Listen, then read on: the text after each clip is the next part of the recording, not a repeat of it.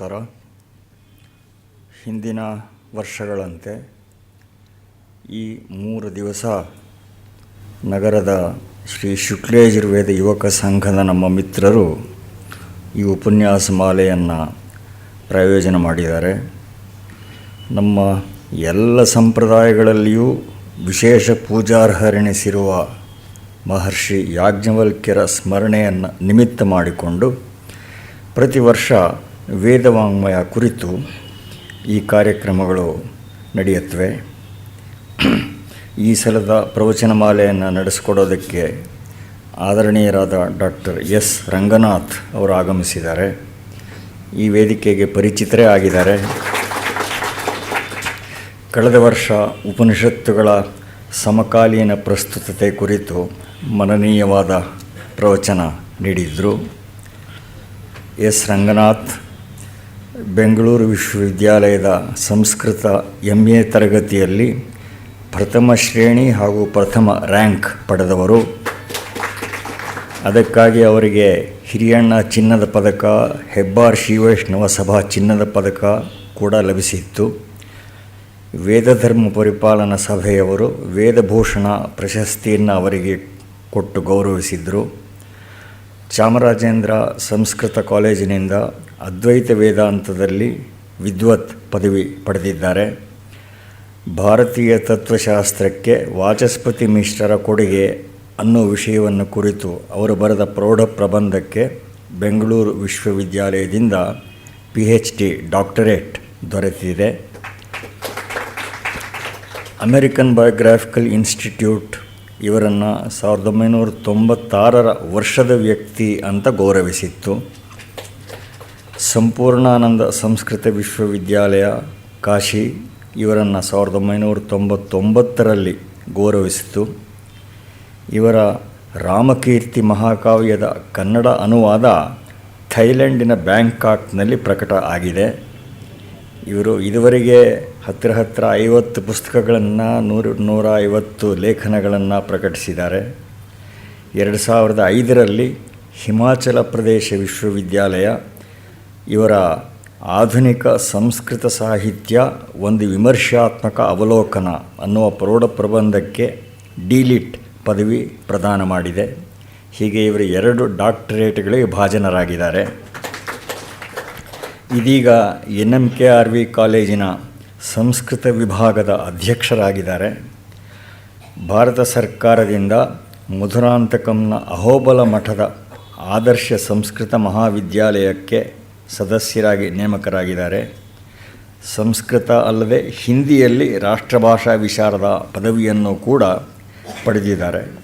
ಹೀಗೆ ಬಹುಶ್ರುತರು, ಗಣ್ಯ ಲೇಖಕರು ಕೂಡ ಆಗಿದ್ದಾರೆ. ಈ ಸಲದ ವಿಷಯ ಕೆಲವು ವೇದ ಸೂಕ್ತಗಳು ಅಂತ. ಯಜುರ್ವೇದದ ಕಾಟಕ ಸಂಹಿತೆಯಲ್ಲಿ ಒಂದು ಪ್ರಸಂಗ ಬರುತ್ತೆ. ಭರದ್ವಾಜರು 3 ಜನ್ಮಗಳಿಡೀ ವೇದ ಪುರಶ್ಚರಣ ಮಾಡ್ತಾ ಇದ್ದುಬಿಟ್ರಂತೆ. ಇಡೀ 3 ಜನ್ಮಗಳು. ಅವರಿಗೆ ಪರಮೇಶ್ವರ ಪ್ರತ್ಯಕ್ಷನಾಗಿ, ನಿನಗೆ ಇನ್ನೊಂದು ಜನ್ಮವನ್ನು ವರವಾಗಿ ಕೊಡ್ತೀನಿ, ಆಗ ಏನು ಮಾಡ್ತಿ ಅಂತ ಕೇಳ್ತಾನೆ. ಹಾಗೆ ಆಗಲೂ ನಾನು ವೇದಾನುಸಂಧಾನ ಮಾಡ್ತೀನಿ ಅಂತ ಭರದ್ವಾಜರು ಹೇಳ್ತಾರೆ. ಭರದ್ವಾಜರಂಥವರಿಗೆ 4 ಜನ್ಮಗಳು ಸಾಲಲಿಲ್ಲ. ಇನ್ನು ನಮ್ಮಂಥವರಿಗೆ ಎಷ್ಟು ಜನ್ಮ ಬೇಕೋ ಕಲ್ಪಿಸಿಕೊಳ್ಳೋದು ಕಷ್ಟ. ಆದರೂ ಇರುವ ಪರಿಮಿತ ಅವಕಾಶದಲ್ಲಿ ಈ 3 ದಿವಸಗಳಲ್ಲಿ ಕೆಲವು ಪ್ರಮುಖ ವೇದ ಸೂಕ್ತಗಳನ್ನು ಡಾಕ್ಟರ್ ಎಸ್ ರಂಗನಾಥ್ ಅವರು ಅವಲೋಕನ ಮಾಡೋರಿದ್ದಾರೆ. ಅವರಿಗೆ ಸ್ವಾಗತ ಕೋರ್ತೇನೆ. ಹಾಗೆ ಶ್ರೀ ಶುಕ್ಲಯಜುರ್ವೇದ ಸಂಘ ಯುವಕ ಸಂಘದ ಪದಾಧಿಕಾರಿಗಳು ಆಗಮಿಸಿದ್ದಾರೆ. ಸನ್ಮಾನ್ಯ ವೆಂಕಟೇಶ ರಾಯರು ಅಧ್ಯಕ್ಷರು, ಅದರ ಕಾರ್ಯಕರ್ತರಾದ ಸನ್ಮಾನ್ಯ NL ರಾವ್ ಮತ್ತು ಶ್ರೀ ಶ್ರೀನಾಥ್ ಅವರುಗಳು ಆಗಮಿಸಿದ್ದಾರೆ. ಅವ್ರಿಗೂ ಸ್ವಾಗತ ಕೋರ್ತಾ, ತಮ್ಮೆಲ್ಲರಿಗೂ ಸ್ವಾಗತ ಕೋರ್ತಾ ಈ ಪ್ರವಚನ ಮಾಲೆಯನ್ನು ಉಪಕ್ರಮಿಸಬೇಕು ಅಂತ ಡಾಕ್ಟರ್ ಎಸ್ ರಂಗನಾಥ್ ಅವರನ್ನು ಪ್ರಾರ್ಥನೆ ಮಾಡ್ತೇನೆ.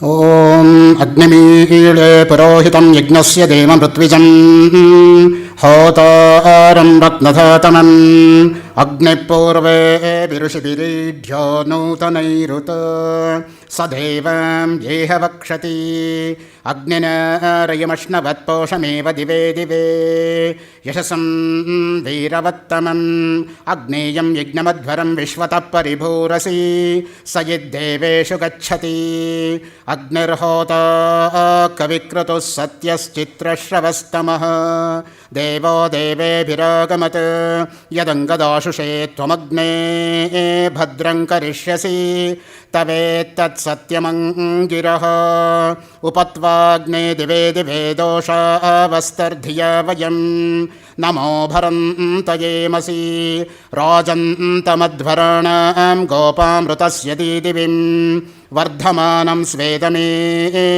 स नः पितेव सूनवेग्ने सूपायनो भव स च स्वानस्वस्तये ॐ शान्तिः शान्तिः शान्तिः ॐ न कर्मणा न प्रजया धनेन त्यागेनैके अमृतत्वमानशुः परेण नाकं निहितं गुहायां विभ्राजते तद्यतयो विशन्ति वेदान्तविज्ञानसुनिश्चितार्था सन्न्यासयोगाद्यतयः शुद्धसत्त्वाः ते ब्रह्मलोके तु परान्तकाले परामृतात् परिमुच्यन्ति सर्वे दह्रं विपापं परमेश्वभूतं यत्पुण्डरीकं पुरमद्य सग्गस्तं तत्रापि दह्रं गगनं विशोकस्तस्मिन् यदन्तस्तदुपासितव्यं यो वेदादो स्वरप्रोक्तो वेदान्ते च प्रतिष्ठितः तस्य प्रकृतिलीनस्य यः परः स महेश्वरः ॐ शान्तिः शान्तिः शान्तिः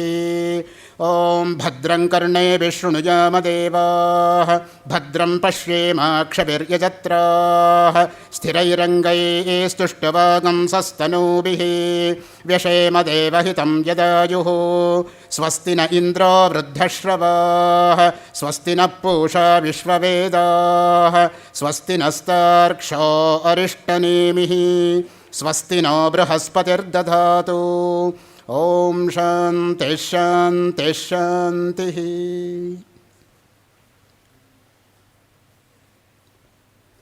ಗೋಖಲೆ ಸಾರ್ವಜನಿಕ ಸಂಸ್ಥೆಯ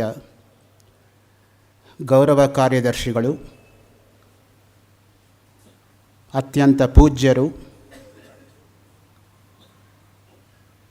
21ನೇ ಶತಮಾನದ ಸರ್ವಸಂತ ಸ್ವತಂತ್ರರು ಅಂತ ನಾನು ಹೇಳಬಹುದಾದರೆ, ನನ್ನ ಎದುರುಗಡೆ ಇರತಕ್ಕಂತಹ ರಾಜ್ಯೋತ್ಸವಾದಿ ಅನೇಕ ಪ್ರಶಸ್ತಿ ಭಾಜನರಾಗಿರ್ತಕ್ಕಂತಹ DVG ಅವರೊಂದಿಗೆ ಅನೇಕ ದಶಕಗಳ ಕಾಲ ಸಹಯೋಗವನ್ನು ಪಡೆದ ಸುಕೃತರಾದಂತಹ ಶ್ರೀ SR ರಾಮಸ್ವಾಮಿಯವರೇ, ಕರ್ಮಯೋಗಿ ಎಂಬುದಾಗಿಯೇ ಖ್ಯಾತರಾಗಿರ್ತಕ್ಕಂತಹ ನನ್ನ ಸನ್ಮಿತ್ರರಾದ BS ರಾಮು ಅವರೇ, ಶುಕ್ಲ ಯಜುಶಾಖಾ ಟ್ರಸ್ಟಿನ ಎಲ್ಲ ಪದಾಧಿಕಾರಿಗಳೇ, ಈ ವೃಷ್ಟಿಯ ಆರ್ಭಟದಲ್ಲೂ ಕೂಡ ವೇದದ ಬಗ್ಗೆ ಇಷ್ಟೊಂದು ಅಭಿಮಾನವನ್ನು ತಾಳಿ ಸಕಾಲಕ್ಕೆ ದಯಮಿಡಿಸಿರ್ತಕ್ಕಂತಹ ಎಲ್ಲ ಆಸ್ತಿಕ ಮಹನೀಯರೇ ಮತ್ತು ತಾಯಂದಿರೇ, ಈಗ ತಾನೇ ಹಿರಿಯರಾಗಿರ್ತಕ್ಕಂಥ ರಾಮಸ್ವಾಮಿಯವರು ಅಪ್ಪಣೆ ಕೊಟ್ಟ ಹಾಗೆ ಭಾರದ್ವಾಜನಿಗೇನೆ 3 ಜನ್ಮದಲ್ಲಿ ಏನೂ ಮಾಡೋಕ್ಕಾಗದೆ ಹೋದರೆ ಇನ್ನು ನಮ್ಮಂತಹ ಸಾಮಾನ್ಯರು ಯತ್ಕಿಂಚಿತ್ ಜನ 3 ದಿನದಲ್ಲಿ ಏನು ಅಂತ ವೇದದ ಸೂಕ್ತದ ಬಗ್ಗೆ ಹೇಳೋದಕ್ಕೆ ಸಾಧ್ಯ. ನನ್ನ ಒಂದು ಪರಿಧಿ ಮತ್ತು ಕಾಲದ ಮತ್ತು ಸಮಯ ಪ್ರಜ್ಞೆ ಮತ್ತು ನನಗಿರ್ತಕ್ಕಂಥ ಅಲ್ಪವಿದ್ಯೆಯ ಪರಿಧಿಯಲ್ಲಿ ಕೇವಲ ಒಂದು 2-3 ಸೂಕ್ತಗಳ 2-3 ವಿಷಯಗಳನ್ನು ಮಾತ್ರ ತಮ್ಮೊಡನೆ ಹಂಚಿಕೊಳ್ಳೋ ಪ್ರಾಮಾಣಿಕ ಪ್ರಯತ್ನವನ್ನು ಮಾಡ್ತೀನಿ ಅಂತ ಪ್ರಾರಂಭದಲ್ಲಿ ಭಿನ್ನವಿಸಿಕೊಂಡು ತಮ್ಮ ಅಪ್ಪಣೆಯನ್ನು ಕೋರಿ ಸಾಂಪ್ರದಾಯಿಕವಾಗಿ ಪೂಜ್ಯ ಮಹರ್ಷಿಗಳಾಗಿರ್ತಕ್ಕಂತಹ ಪರಮಾದರಣೀಯರಾಗಿರ್ತಕ್ಕಂತಹ ಶುಕ್ಲ ಯಜುರ್ವೇದಕ್ಕೆ ಮೂಲ ಕಾರಣೀಭೂತರಾದಂತಹ ಕೇವಲ ವೇದವನ್ನು ಮಾತ್ರ ತಮ್ಮದಾಗಿಸಿಕೊಂಡದ್ದು ಮಾತ್ರವಲ್ಲದೆ ಸ್ಮೃತಿಕಾರರೂ ಕೂಡ ಆದಂತಹ ಯೋಗಶಾಸ್ತ್ರಕ್ಕೆ ಯೋಗಿ ಯಾಜ್ಞವಲ್ಕ್ಯ ಇತ್ಯಾದಿ ಬೃಹದ್ ಯಾಜ್ಞವಲ್ಕ್ಯ ಮುಂತಾದಂತಹ ಸರ್ವಶಾಸ್ತ್ರ ಪ್ರಾವೀಣ್ಯತೆಯಿಂದ ಅಮೂಲ್ಯವಾಗಿರ್ತಕ್ಕಂತಹ, ಅವಿಸ್ಮರಣೀಯವಾಗಿರ್ತಕ್ಕಂಥ, ಅನನ್ಯಾದೃಶವಾಗಿರ್ತಕ್ಕಂಥ ಕೊಡುಗೆಯನ್ನು ಕೊಟ್ಟಂತಹ ಯಾಜ್ಞವಲ್ಕ್ಯರ ಸ್ಮರಣೆಯೊಂದಿಗೆ ಈ ಉಪನ್ಯಾಸ ಹೆಚ್ಚು ಸೂಕ್ತ ಎಂಬುದಾಗಿ ಪ್ರಾರಂಭಿಸಿಕೊಂಡು ಪ್ರಾಸ್ತಾವಿಕವಾಗಿ ಯಾಜ್ಞವಲ್ಕ್ಯರ ಬಗ್ಗೆ ತಮ್ಮ ಅಪ್ಪಣೆಯನ್ನು ಕೋರಿ 2 ಮಾತನಾಡೋದಕ್ಕೆ ನಾನು ಇಷ್ಟಪಡ್ತೀನಿ. ಮೊದಲನೆಯ ಮಹಾಯುಗದ ವೈಶಂಪಾಯನ ಮಹರ್ಷಿಯ ಸೋದರಳಿಯ ಮತ್ತು ಶಿಷ್ಯ ಚತುರ್ಮುಖನ ದೇಹದಿಂದ ಜನಿಸಿದವರು ಎಂಬುದಾಗಿ ವಾಯುಪುರಾಣ ಹೇಳಿದರೆ, ಮಿಕ್ಕ ಕಡೆ ಬ್ರಹ್ಮರಾತ ಎಂಬ ಮುನಿಯ ಮಗನೆಂದು ಕೂಡ ತಿಳಿಯುತ್ತದೆ. ಮುನಿ ಅನ್ನೋ ಶಬ್ದಕ್ಕೆ ನಮ್ಮಲ್ಲಿ ಉತ್ಕೃಷ್ಟವಾಗಿರತಕ್ಕಂತಹ ವ್ಯಾಖ್ಯಾನ ಇದೆ. ತಮಗೆಲ್ಲ ಪರಿಚಯ ಇರೋ ಹಾಗೆ ಭಗವದ್ಗೀತೆಯ 2ನೇ ಅಧ್ಯಾಯದ 56ನೇ ಶ್ಲೋಕದಲ್ಲಿ ಲೋಕಗುರುವಾಗಿರ್ತಕ್ಕಂಥ ಕೃಷ್ಣ ಪರಮಾತ್ಮನೇ ಮುನಿ ಅಂತ ಅನ್ನಿಸ್ಕೋಬೇಕಾದ್ರೆ ಹೇಗಿರಬೇಕು ಅನ್ನೋದನ್ನು ತಾನೇ ವರ್ಣನೆ ಮಾಡಿದ್ದಾನೆ. ದುಃಖೇಶು ಅನದ್ವಿಗ್ನಮನಾಃ ಸುಖೇಶು ವಿಗತಸ್ಪೃಹಃ ವೀತರಾಗ ಭಯಕ್ರೋಧ ಸ್ಥಿತಧೀಹಿ ಮುನಿರುಚ್ಯತೆ. ವೀತರಾಗ, ವೀತಭಯ, ವೀತಕ್ರೋಧ 3 ಮುಖ್ಯವಾಗಿರಬೇಕು. ರಾಗದ್ವೇಷಾದಿಗಳಿರಬಾರ್ದು, ಭಯ ಇರಬಾರ್ದು, ಕೋಪ ಬರಬಾರ್ದು. 3ನೇದು ಎಲ್ಲಕ್ಕಿಂತ ಕಷ್ಟ. ಯಾರೋ ಹೇಳ್ತಾ ಇದ್ರು ನನಗೆ ಕೋಪನೇ ಬರಲ್ಲ ಅಂತ. 2ನೇ ಸಲ ಕೇಳಿದ್ರು, 3ನೇ ಸಲ ಕೇಳಿದ್ರು, ಎಷ್ಟು ಸಲ ಹೇಳಿದ್ರು ಕೋಪ ಬರಲ್ಲ ಅಂತ? ಕೋಪ ಬರಲ್ಲ ಅನ್ನೋದೇ ಕೋಪವಾಗಿ ಹೇಳಿಬಿಟ್ರೆ ಹೇಗೆ? ಅದಕ್ಕೆ ನಮ್ಮ BTS ಬಸ್ಸಲ್ಲಿ ಹೆಂಗಿದ್ರು ನಮಗೆ ಸ್ಟ್ಯಾಂಡಿಂಗ್ ಸೀಟ್ ತಾನೇ ಸಿಗೋದು. ಹಾಗೆಯೇ ನೋಡ್ತಾ ಇದ್ದರೆ ಒಂದು ಬೋರ್ಡ್ ಕಾಣುತ್ತೆ, ಕೋಪವು ನಂದಿದ ದೀಪವಾಗಲಿ, ನಗುವು ನಂದಾ ದೀಪವಾಗಲಿ ಅಂತ. ಕೋಪ ನಂದು ಹೋಗಬೇಕು, ಅಲ್ಲೆಲ್ಲ ಬಿಟ್ಬಿಡ್ಬೇಕು, ನಾವು ಬೆಳೆಸಬಾರ್ದು ಯಾವಾಗಲೂ ಕೂಡ. ನಗು ನಂದಾ ದೀಪ ಆಗಬೇಕು. ಅದಕ್ಕೆ ಪೈಥಾಗರಸ್ ಎಂಬತಕ್ಕಂಥ ಪಾಶ್ಚಾತ್ಯ ಗಣಿತಶಾಸ್ತ್ರಜ್ಞ ಹೇಳ್ತಾನೆ, anger is half madness, try to control it, otherwise it will control you ಅಂತ. ಆ ದೃಷ್ಟಿಯಿಂದ ಕೋಪ ನಮ್ಮ ಮೇಲೆ ದಾಳಿ ಮಾಡೋಕ್ಕೆ ಮುಂಚೆ ನಾವು ಕೋಪವನ್ನು ನಿಗ್ರಹಿಸ್ತಕ್ಕಂತಹ ಪ್ರಯತ್ನವನ್ನು ಮಾಡಬೇಕು. ಸ್ಕಾಂದ ಪುರಾಣ 18 ಪುರಾಣಗಳಲ್ಲಿ ಒಂದು. ನಮ್ಮಲ್ಲಿ ಒಂದು ಶ್ಲೋಕ ನೀವು ನೆನಪಿಟ್ಕೊಂಡ್ರೆ 18 ಪುರಾಣಗಳ ಹೆಸರೂ ನಿಮ್ಮ ಬಾಯಲ್ಲಿರುತ್ತೆ. ಮದ್ವಯಂ ಭದ್ವಯಂಚೈವ ಭ್ರತ್ರಯಂ ವಚತುಷ್ಟಯಂ ಅನಾಪಲಿಂಗ ಕೂಸ್ಕಾನಿ ಪುರಾಣಾನಿ ಪ್ರಚಕ್ಷತೆ. ಮದ್ವಯಂ 2 ಮಕಾರದಿಂದ ಆರಂಭವಾಗ್ತಕ್ಕಂಥದ್ದು, ಮತ್ಸ್ಯ ಮಾರ್ಕಂಡೇಯ. ಭದ್ವಯಂ 2 ಭಕಾರದಿಂದ ಆರಂಭವಾಗ್ತಕ್ಕಂಥದ್ದು, ಭಾಗವತ ಭವಿಷ್ಯ. ಭ್ರತ್ರಯಂ 3 ಬಾಯಿಂದ ಶುರುವಾಗ್ತಕ್ಕಂಥದ್ದು, ಬ್ರಹ್ಮ ಬ್ರಹ್ಮಾಂಡ ಬ್ರಹ್ಮ ವೈವರ್ತ. ವಚತುಷ್ಟಯಂ 4 ವಕಾರದಿಂದ ಆರಂಭವಾಗ್ತಕ್ಕಂಥದ್ದು, ವಿಷ್ಣು ವರಾಹ ವಾಮನ ವಾಯು. ಆ ಅಗ್ನಿ, ನಾ ನಾರದ, ಪಾ ಪದ್ಮ, ಲೀಲಿಂಗ, ಗ ಗರುಡ, ಕೂರ್ಮ, ಸ್ಕಾಸ್ಕಾಂದ. 18 ಪುರಾಣಗಳ ಹೆಸರುಗಳು ಒಂದು ಶ್ಲೋಕದಲ್ಲಿ ನಿನಗೆ ನೆನಪಿರೋದಕ್ಕೆ ಸಾಧ್ಯ. 6 ವರ್ಷದ ಹಿಂದೆ IAS ಎಕ್ಸಾಮಿನೇಷನ್ ಪ್ರಿಲಿಮಿನರೀಸಲ್ಲಿ ಸಂಸ್ಕೃತ ಮೇಜರ್ ತಗೊಂಡು ಅಟೆಂಪ್ಟ್ ಮಾಡಿದವರಿಗೆ 2 ಮಾರ್ಕ್ ಕ್ವೆಶ್ಚನ್ ಇತ್ತು. Do you know that stanza by knowing which you can recollect the names of all the 18 Puranas. This the stanza. ಆ ಸ್ಕಾಂದ ಪುರಾಣದಲ್ಲಿ ನಿರ್ವೃತ್ತಃ ಸರ್ವತತ್ವಜ್ಞಃ ಕಾಮಕ್ರೋಧ ವಿವರ್ಜಿತಃ ಧ್ಯಾನಸ್ಥಃ ನಿಷ್ಕ್ರಿಯ ಶಾಂತಃ ತುಲ್ಯ ಮೃತ್ಕಾಂಚನೋ ಮುನಿಹಿ. ಮುನಿ ಅಂದರೆ ಹೆಂಗಿರಬೇಕು ಹೇಳ್ತಾರೆ ನೋಡಿ. ಪ್ರಾಪಂಚಿಕ ಕಟ್ಟುಪಾಡುಗಳಿಂದ ರಹಿತರಾಗಿ, ಪಾರಮಾರ್ಥಿಕ ತತ್ವವನ್ನು ಅರಿತವರಾಗಿ, ಆಸೆ ಕೋಪಗಳನ್ನು ಗೆದ್ದವರಾಗಿ, ಧ್ಯಾನದಲ್ಲಿ ಯಾವಾಗಲೂ ತಮ್ಮನ್ನು ತಾವು ತೊಡಗಿಸಿಕೊಂಡವರಾಗಿ, ಕ್ರಿಯಾಶೂನ್ಯರಾಗಿ, ಶಾಂತರಾಗಿದ್ದು ಹೊನ್ನು ಮಣ್ಣನ್ನು ಒಂದೇ ರೀತಿ ನೋಡತಕ್ಕಂಥವರೇ ಮುನಿಗಳು. ಹೊನ್ನು ಮಣ್ಣು ಒಂದೇ ರೀತಿಯಾಗಿ ಕಾಣಬೇಕು. ರಾಮಕೃಷ್ಣ ಪರಮಹಂಸರು ಒಂದು ದಿನ ರಾತ್ರಿ ನಿದ್ದೆನೇ ಬರಲಿಲ್ವಂತೆ. ಏಕೆಂದರೆ ಅವ್ರ ದಿಂಬು ಕೆಳಗಡೆ ಯಾರ್ದೋ ನಾಣ್ಯ ಇತ್ತಂತೆ. ನನ್ನ ನಾಣ್ಯ ಅಲ್ವಲ್ಲ, ಯಾರ್ದೋ ನಾಣ್ಯದ ಮೇಲೆ ನಾನು ಮಲಗಿದ್ದೀನಲ್ಲ ಅಂತ ರಾತ್ರಿ ಎಲ್ಲ ಅವ್ರಿಗೆ ನಿದ್ದೆ ಬರಲಿಲ್ವಂತೆ. ನಾವು ಈಗಿನ ಕಾಲದಲ್ಲಿ ಯಾರ್ಯಾರು ಸೊತ್ತೋ ಹಾಕ್ಕೊಂಡು ಅಚ್ಚುಕಟ್ಟಾಗಿ ನಿದ್ದೆ ಮಾಡ್ತೀವಿ. ಇರಲಿ, ಯಾತಕ್ಕೆ ಹೇಳಕ್ಕೆ ಬಂದೆ ಅಂದರೆ, ಬ್ರಹ್ಮರಾತ ಎಂಬ ಮುನಿಯ ಮಗ ಯಾಜ್ಞವಲ್ಕ್ಯ, ವೈಶಂಪಾಯನ ಮಹರ್ಷಿಯ ಶಿಷ್ಯ. ಯಾಜ್ಞವಲ್ಕ್ಯ ವೈಶಂಪಾಯನ ಶಿಷ್ಯರನ್ನು ಧಿಕ್ಕರಿಸಿ ಗುರುಶಾಪಗ್ರಸ್ತರಾಗಿ ವೈಶಂಪಾಯನನಿಂದ ಕಲಿತ ವೇದಗಳನ್ನು ವಮನ ಮಾಡಿದ್ದರಿಂದ ಅದನ್ನು ತಿತ್ತಿರಿ ಪಕ್ಷಿ ರೂಪದಿಂದ ಪರಿಗ್ರಹಿಸಿದ್ದೇನೆ ಎಂದು ತಿಳಿಯುತ್ತದೆ. ಬಳಿಕ ಯಾಜ್ಞವಲ್ಕ್ಯ ಸೂರ್ಯನಿಂದ ಶುಕ್ಲ ಯಜುರ್ವೇದವನ್ನು ಪರಿಗ್ರಹಿಸಿದರೆಂದು ಜನಕರಾಜನ ಯಜ್ಞ ಸಭೆಯಲ್ಲಿ ವಾದ ಮಾಡುವಾಗ ಪ್ರಾಣಪಣದಿಂದ ಶಾಕಲ್ಯ ಮುನಿಯನ್ನು ಸಂಹರಿಸಿದರೆಂದು ಕೂಡ ವಾಯುಪುರಾಣದಿಂದ ನಮಗೆ ಮಾಹಿತಿ ದೊರೆಯುತ್ತೆ. ಆದರೆ ಅತ್ಯಂತ ಪ್ರಸಿದ್ಧವಾಗಿರೋದು ಜನಕ ಮಹಾರಾಜನೊಂದಿಗೆ ಬ್ರಹ್ಮವಿದ್ಯಾ ವಿಷಯಕವಾಗಿ ವಾದ ಮಾಡಿ ವಿಶೇಷವಾಗಿ ಮನ್ನಣೆ ಪಡೆದರೆಂದು ಮಹಾಭಾರತದ ಶಾಂತಿ ಪರ್ವದ 317-323ನೇ ಅಧ್ಯಾಯದಿಂದ ತಿಳಿದುಬರುತ್ತದೆ. ಯಾಜ್ಞವಲ್ಕ್ಯ ಸ್ಮೃತಿಯೂ ಸಹ ಈ ಯಾಜ್ಞವಲ್ಕ್ಯರಿಂದಲೇ ರಚಿತವಾಗಿರತಕ್ಕಂಥದ್ದು. ಬೃಹದಾರಣ್ಯಕ ಉಪನಿಷತ್ತು ದಶೋಪನಿಷತ್ತುಗಳಲ್ಲಿ ಅತ್ಯಂತ ದೊಡ್ಡದು. ಗಾತ್ರ ದೃಷ್ಟಿಯಿಂದ ಬೃಹತ್, ಹೆಸರೇ ಹೇಳೋ ಹಾಗೆ ಅತ್ಯಂತ ದೊಡ್ಡದಾಗಿರತಕ್ಕಂತಹ ಬೃಹದಾರಣ್ಯಕ ಉಪನಿಷತ್ತಿನಲ್ಲಿ ಯಾಜ್ಞವಲ್ಕ್ಯ ಕಾಂಡ ಎಂಬುದಾಗಿಯೇ ಪ್ರಖ್ಯಾತವಾಗಿದೆ. ಒಂದು ಕಾಂಡಕ್ಕೇನೆ ಪೂಜ್ಯರಾಗಿರ್ತಕ್ಕಂತಹ ಯಾಜ್ಞವಲ್ಕ್ಯರ ಹೆಸರಿದೆ. ತಸ್ಮಾತ್ ಆಗಮಾರ್ಥಸ್ಯೈವ ಪರೀಕ್ಷಾಪೂರ್ವಕಂ ನಿರ್ಧಾರಣಾಯ ಯಾಜ್ಞವಲ್ಕೀಯಂ ಕಾಂಡಂ ಉಪಪತ್ತಿ ಪ್ರಧಾನಂ ಆರಭ್ಯತೆ. ಪ್ರಾರಂಭ ಆಗೋದೇ ಆ ವಾಕ್ಯದಿಂದ. ಇಂತಹ ಪರಮಪೂಜ್ಯರಾಗಿರ್ತಕ್ಕಂತಹ ಯಾಜ್ಞವಲ್ಕ್ಯರು ಮುನಿಕಾಂಡ ಎಂಬುದಾಗಿ ಖ್ಯಾತವಾಗಿರ್ತಕ್ಕಂತಹ ಈ ಕಾಂಡದಲ್ಲಿ ಜನಕರಾಜ ಬಹುದಕ್ಷಿಣಾದಾಯಕವಾಗಿರ್ತಕ್ಕಂಥ ಯಾಗ ಮಾಡಿದ ಸಂದರ್ಭದಲ್ಲಿ ಕುರು ಪಾಂಚಾಲದ ರಾಜರು ಅಲ್ಲಿದ್ದರು. ಅವರಲ್ಲಿ ಬ್ರಹ್ಮಿಷ್ಠರು ಯಾರು ಎಂದು ತಿಳಿಯುವ ಕುತೂಹಲ ಉಂಟಾಯಿತು. ಒಂದೊಂದು ಗೋವಿನ ಕೋಡಿಗೆ 10 ಪಾದಗಳಂತೆ ಚಿನ್ನವನ್ನು ಕಟ್ಟಿಸಿ 1000 ಗೋವುಗಳನ್ನು ನಿಲ್ಲಿಸಿ ತಮ್ಮಲ್ಲಿ ಬ್ರಹ್ಮಿಷ್ಠರಾದವರು ಈ ಗೋವುಗಳನ್ನು ಹೊಡೆದುಕೊಂಡು ಹೋಗಬಹುದು ಎಂದು ಹೇಳಿದಾಗ ಯಾರಿಗೂ ಆ ಎದೆಗಾರಿಕೆ ಉಂಟಾಗಲಿಲ್ಲ. ಯಾಜ್ಞವಲ್ಕ್ಯರು ತಮ್ಮ ಶಿಷ್ಯರ ಮೂಲಕ ತನ್ನ ಮನೆಗೆ ಅಟ್ಟಿಸಿದರು. ಹೇ ಸಾಮಶ್ರವ ಏತಾಹ ಗಾಹ ಉದಜ. ಇದು ಯಾಜ್ಞವಲ್ಕ್ಯರು ಹೇಳಿದ್ದು. ಪ್ರಾಯಶಃ ಸಾಮವೇದವನ್ನು ಅರಿತಂತಹ ಶಿಷ್ಯ ಅಂತ ಕಾಣುತ್ತೆ ಅವನು. ಅದಕ್ಕೆ ಸಾಮಶ್ರವ ಎಂಬುದಾಗಿ ಹೆಸರು ಬಂದಿರತಕ್ಕಂಥದ್ದು. ನೋಡಿ, ಶ್ರುತಿಯಿಂದ ನಮ್ಮಲ್ಲಿ ವೇದ ಅಂತ ಬಂದಿರೋದು. ಅದಕ್ಕೇ ಪಾರಂಪರಿಕವಾಗಿ ಯಾರು ಶ್ರುತಿಯನ್ನು ಅಭ್ಯಾಸ ಮಾಡಿರ್ತಾರೋ ಅವರಿಗೆ ಶ್ರೌತಿ ಎಂಬತಕ್ಕಂಥ ನಾಮಕರಣ ಬಂದಿರತಕ್ಕಂಥದ್ದು. 2 ವೇದ ಓದಿರೋರು ದ್ವಿವೇದಿ. ನಾರ್ತ್ ಇಂಡಿಯಾನಲ್ಲಿ ಇವತ್ತದೇ ಡೂಬೆ ಆಗಿರೋದು. 3 ವೇದ ಓದಿರೋರು ತ್ರಿವೇದಿ. 4 ವೇದ ಓದಿರ್ತಕ್ಕಂಥವರು ಚತುರ್ವೇದಿ. ವಾಜಪೇಯ ಯಾಗ ಮಾಡೋರು ವಾಜಪೇಯಿ, ಸೋಮಯಾಗ ಮಾಡೋರು ಸೋಮಯಾಜಿ, ಅಗ್ನಿ ಕಾರ್ಯ ಮಾಡೋರು ಅಗ್ನಿಹೋತ್ರಿ. ಇದು ಪಾರಂಪರಿಕವಾಗಿರ್ತಕ್ಕಂಥ ಹೆಸರುಗಳು. ಇವತ್ತು ಆ ಹೆಸರು ಉಳ್ಕೊಂಡಿದೆಯೇ ಹೊರತು ಅದಕ್ಕೆ ಅನುಗುಣವಾಗಿ ನಾವು ಇದ್ದೀವಾ ಅಂತ ನಾವು ಪ್ರಶ್ನೆ ಮಾಡಿಕೊಂಡ್ರೆ ಎಷ್ಟೋ ಸಲ ಇಲ್ಲ ಅಂತಲೇ ಹೇಳಬೇಕಾಗತ್ತೆ.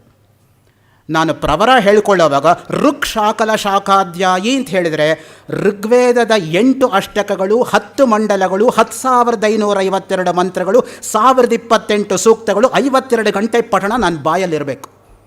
ಇಲ್ಲದೆ ಹೋದರೆ ಅದು ಹೆಂಗೆ ಹೇಳ್ತೀನಿ ನಾನು ಋಕ್ ಶಾಕಲ ಶಾಖಾಧ್ಯಾಯಿ ಅಂತ? 52 ಗಂಟೆ ಒಂದು ಸಲ ಬಾಯಿಗೆ ಋಗ್ವೇದವನ್ನು ಹೇಳಬೇಕಾದ್ರೆ ಅಗ್ನಿಮೀಳೆ ಪುರೋಹಿತಮಿಂದ ಹಿಡಿದು ಸಂಗಚ್ಛದ್ವಂ ಸಂವದದ್ವಂ ಕೊನೆಯ ಮಂತ್ರದಿಂದ ಮುಗಿಸ್ಬೇಕಾದ್ರೆ 52 ಗಂಟೆ ಆಗತ್ತೆ ಒಂದು ಸಲ ಋಗ್ವೇದ ಪಾರಾಯಣ ಮಾಡಬೇಕಾದ್ರೆ. ಹೀಗಿರೋವಾಗ ಪೂಜ್ಯರು ಹೇಳಿದೋ ಹಾಗೆ ಅನಂತಾವೈ ವೇದಾಹ. ಒಂದು ಒಳ್ಳೆ ಮಾತಿದೆ, ಅನಂತ ಶಾಸ್ತ್ರಂ. ಶಾಸ್ತ್ರಗಳು ಅನಂತವಾಗಿದೆ. ಬಹು ವೇದಿತವ್ಯಂ, ತಿಳ್ಕೋಬೇಕಾಗಿರೋದು ಅಗಾಧವಾಗಿದೆ. ಆದರೆ ಅಲ್ಪಶ್ಚ ಕಾಲ, ನಮ್ಮ ಹತ್ರ ಇರೋ ಕಾಲ ಬಹಳ ಕಡಿಮೆ. ಅದು ಹೋಗಲಿ ಅಂದರೆ ಬಹವಶ್ಚ ವಿಘ್ನಾಹ, ಮಧ್ಯೆ ಬರ್ತಕ್ಕಂಥ ತೊಂದರೆಗಳು ವಿಪರೀತ. ಯತ್ ಸಾರಭೂತಂ ತದ್ಗ್ರಹೀತವ್ಯಂ ಹಂಸೋ ಯತ ಕ್ಷೀರಮಿವ ಅಂಬಃ. ಹಂಸ ನೀರನ್ನು ಮಾತ್ರ ತೆಗೆದುಕೊಂಡು ಹೇಗೆ ಬಿಡುತ್ತೋ, ಹಾಲನ್ನು ಮಾತ್ರ ತೆಗೆದುಕೊಂಡು ನೀರನ್ನು, ಹಾಗೆ ನಾವು ಕೂಡ ನಮಗೆಷ್ಟು ಸಾಧ್ಯವೋ ಅಷ್ಟೇ ನಾವು ಪಡ್ಕೊಳ್ಳೋಕೆ ಸಾಧ್ಯವಾಗಿರ್ತಕ್ಕಂಥದ್ದು. ಜೀವಮಾನ ಎಲ್ಲ ಓದಿದರೂ ಕೂಡ ಒಂದು ಬೆಟ್ಟದ ಆಕಾರದಲ್ಲಿರ್ತಕ್ಕಂತಹ ವೇದವನ್ನು ಇಟ್ಕೊಂಡು ಒಂದು ಧೂಳಿನ ಕಣ ಇರೋಷ್ಟು ನಾವು ಓದೋಕ್ಕಾಗಲ್ಲ. ಹೀಗಿರುವಾಗ ನಾನು ವೇದಾಧ್ಯಯನ ಸಂಪನ್ನ ಅಂತ ಹೇಳಿಕೊಂಡ್ರೆ ಏನು ಪ್ರಯೋಜನ? ಹೇ ಸಾಮಶ್ರವ ಏತಾಹ ಗಾಹ ಉದಜ. ನೋಡಿ, ಸಾಮವೇದ ಅನ್ನೋದು ಸಂಗೀತಕ್ಕೆ ಮೂಲ ಆಧಾರ. ಕೃಷ್ಣ ಪರಮಾತ್ಮ ಗೀತೆಯಲ್ಲಿ ಅಪ್ಪಣೆ ಕೊಡಿಸ್ತಾನೆ, ವೇದಾನಾಂ ಸಾಮವೇದೋಸ್ಮಿ, ನಾನೇ ವೇದಗಳಲ್ಲಿ ಸಾಮವೇದ ಅಂತ. ಸಂಗೀತಕ್ಕೆ ಸಾಮವೇದ ಎಂಬತಕ್ಕಂತಹದ್ದು ಮೂಲ ಆಧಾರ. ಯಾರಿಗೆ ಸಾಮವೇದದ ಮೇಲೆ ನಿಜವಾಗಿರ್ತಕ್ಕಂಥ ಹತೋಟಿ ಇರುತ್ತೋ ಶಾಸ್ತ್ರೀಯ ಸಂಗೀತವನ್ನು ಬಹಳ ಸುಲಭವಾಗಿ ಅವರು ಕಲಿಯಬಹುದು.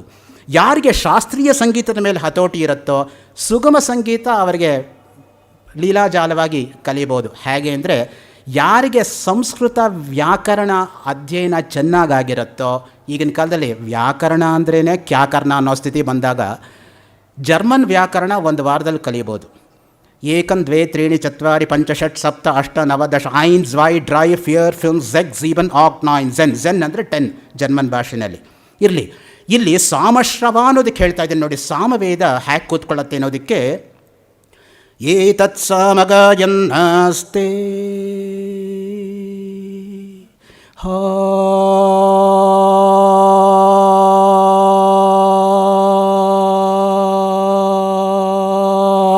ಊಹಾ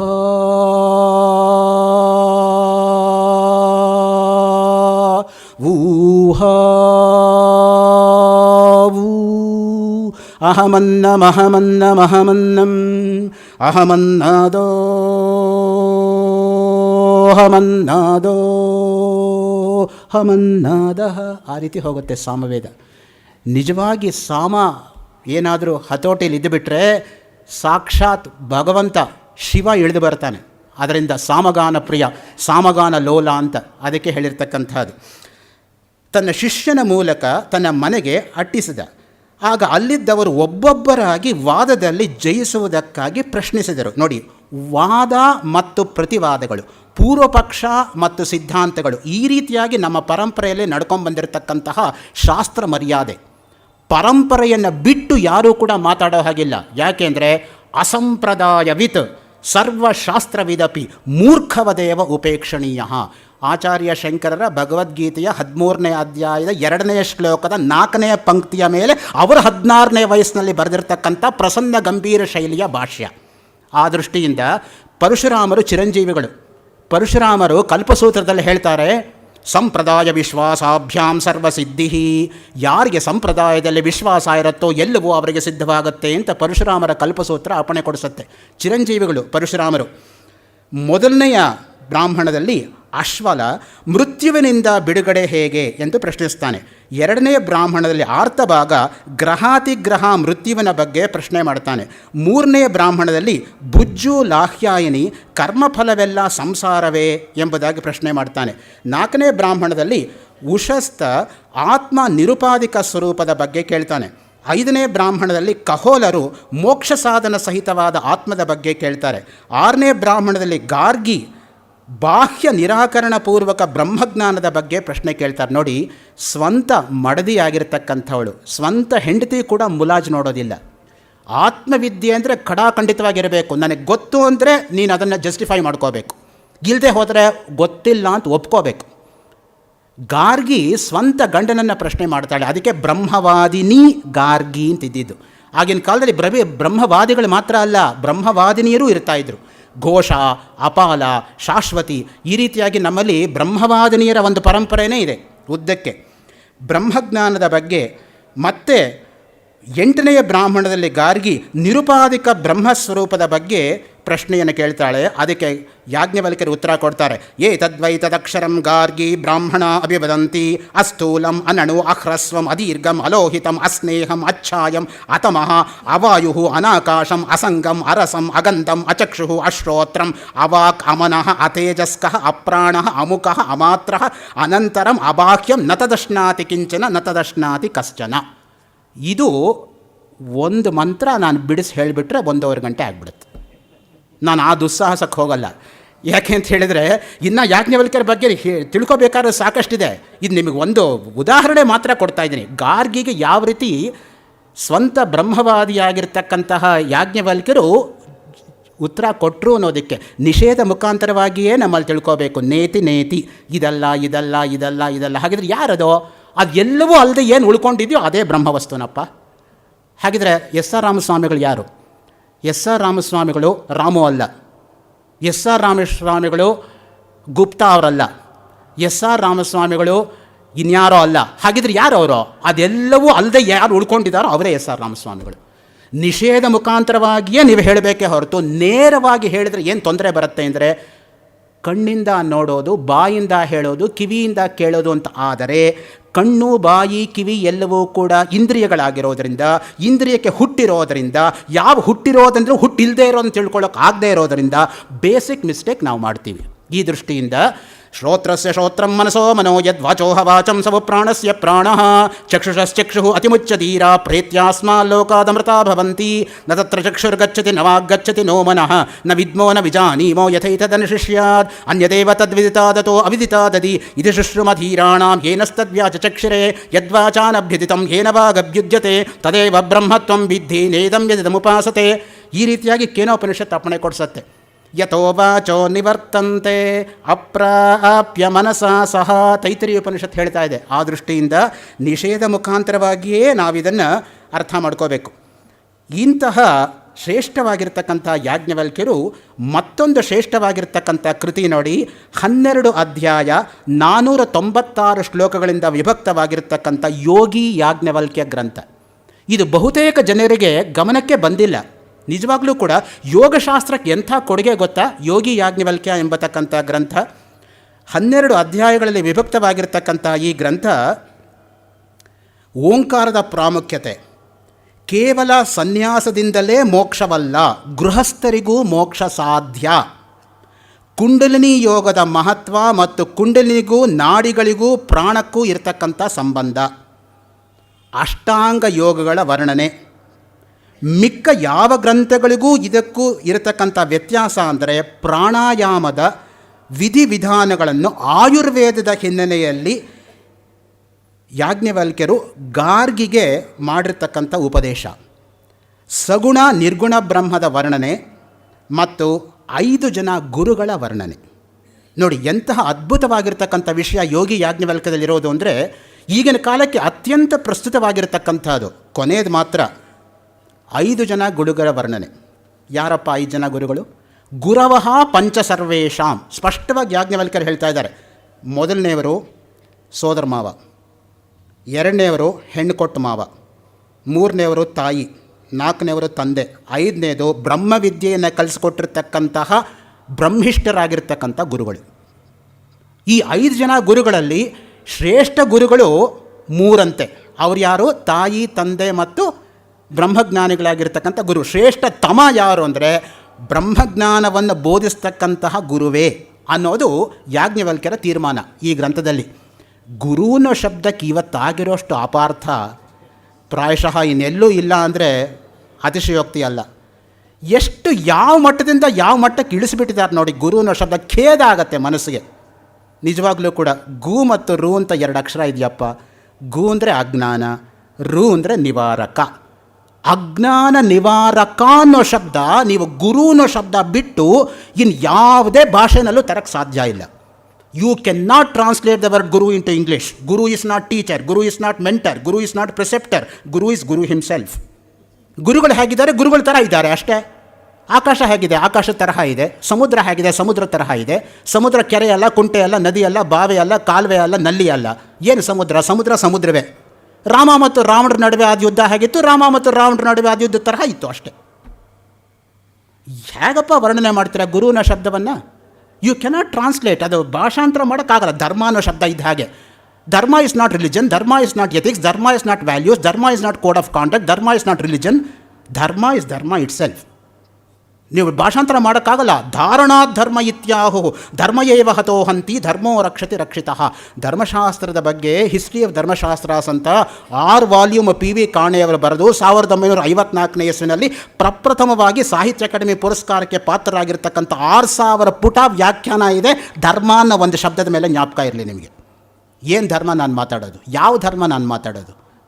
ನಾನು ಏನು ನೋಡಿದ್ದೀನಿ ಅಂತ, ನಾನು ಏನು ಓದಿದ್ದೀನಿ ಅಂತ. ಅದಕ್ಕೆ ಓದ್ತಾ ನಮಗೇನು ಗೊತ್ತಿಲ್ಲ ಅನ್ನೋ ಗೊತ್ತಾಗ್ತಾ ಹೋಗ್ತಾ. ಅದಕ್ಕೆ ನಾವು ಓದೋಕ್ಕೇ ಹೋಗಲ್ಲ. ಓದ್ರೆ ಗೊತ್ತಾಗ್ಬಿಡುತ್ತಲ್ಲ. ನನಗೇನು ಗೊತ್ತಿಲ್ಲ, ನನಗೆ ಗೊತ್ತಿಲ್ಲ ಅನ್ನೋದು ಗೊತ್ತಾಗಬಾರ್ದು. ಅದಕ್ಕೆ ಕೈಲಾಸಂ ಹೇಳ್ತಾರೆ ನೋಡಿ, ಅವನಿಗೆ ಗೊತ್ತಿಲ್ಲ ಅನ್ನೋದು ಗೊತ್ತಿಲ್ಲ ರೀ ಅಂತ. ಗಾಗು ಸ್ವಲ್ಪ ವ್ಯತ್ಯಾಸ ಕಡಿಮೆ ತಮಿಳಲ್ಲಿ ಅಂತ. ಗುರು ಅನ್ನೋ ಶಬ್ದಕ್ಕೆ ಎಂತಹ ಮಹತ್ವ ಇದೆ ಅಂದರೆ ದೇವತಾ ರೂಪಧಾರಿತ್ವ ಶಿಷ್ಯ ಅನುಗ್ರಹ ಕಾರಣ ಕಾರುಣ್ಯಾಮೃತಪೂರ್ತಿತ್ವ ದೇಶಿಕ ಕಥಿತ ಪ್ರಿಯೇ. ಕುಲಾರ್ಣವ ತಂತ್ರ. ದೇಶಿಕಾನಲ್ಲಿ 3 ಅಕ್ಷರ ಇದೆ. ದೇಶಿ ಮತ್ತು ಕ. ದೇ ಅಂದ್ರೆ ಯಾರು? ದೇವತಾ ರೂಪಧಾರಿತ್ವ. ಭಗವಂತನೇ ಧರೆಗಿಳಿತಾ ಇದ್ದಾನೆ. ಯಾಕೆ? ಶಿಷ್ಯ ಅನುಗ್ರಹ ಕಾರಣಾತ್. ಶಿಷ್ಯನನ್ನು ಆ ಮಟ್ಟಕ್ಕೆ ಏರಿಸೋ ದೃಷ್ಟಿಯಿಂದ, ತನ್ನ ಮಟ್ಟಕ್ಕೆ ಆಧ್ಯಾತ್ಮಿಕವಾಗಿ ಶಿಷ್ಯನನ್ನು ಕೊಂಡೊಯ್ಯೋದು. ಹೇಗೆ? ಕಾರುಣ್ಯಾಮೃತ ಪೂರ್ತಿತ್ವಾತ್. ಕರುಣೆಯಿಂದ. ಅಯ್ಯೋ ಇನ್ನೂ ಶಿಷ್ಯ ಅಲ್ಲೇ ಇದ್ದಾನಲ್ಲ, ಯಾವ ಕಾಲಕ್ಕೆ ಇವನು ಮೇಲಕ್ಕೆ ಹತ್ತೋದು ಅನ್ನೋ ಕರುಣೆಯಿಂದ ಗುರು ಆ ರೀತಿ ಮಾಡ್ತಾನಂತೆ. ಸೊ ಆ ದೃಷ್ಟಿಯಿಂದ ಶಿಷ್ಯ ಕಾಳಜಿ.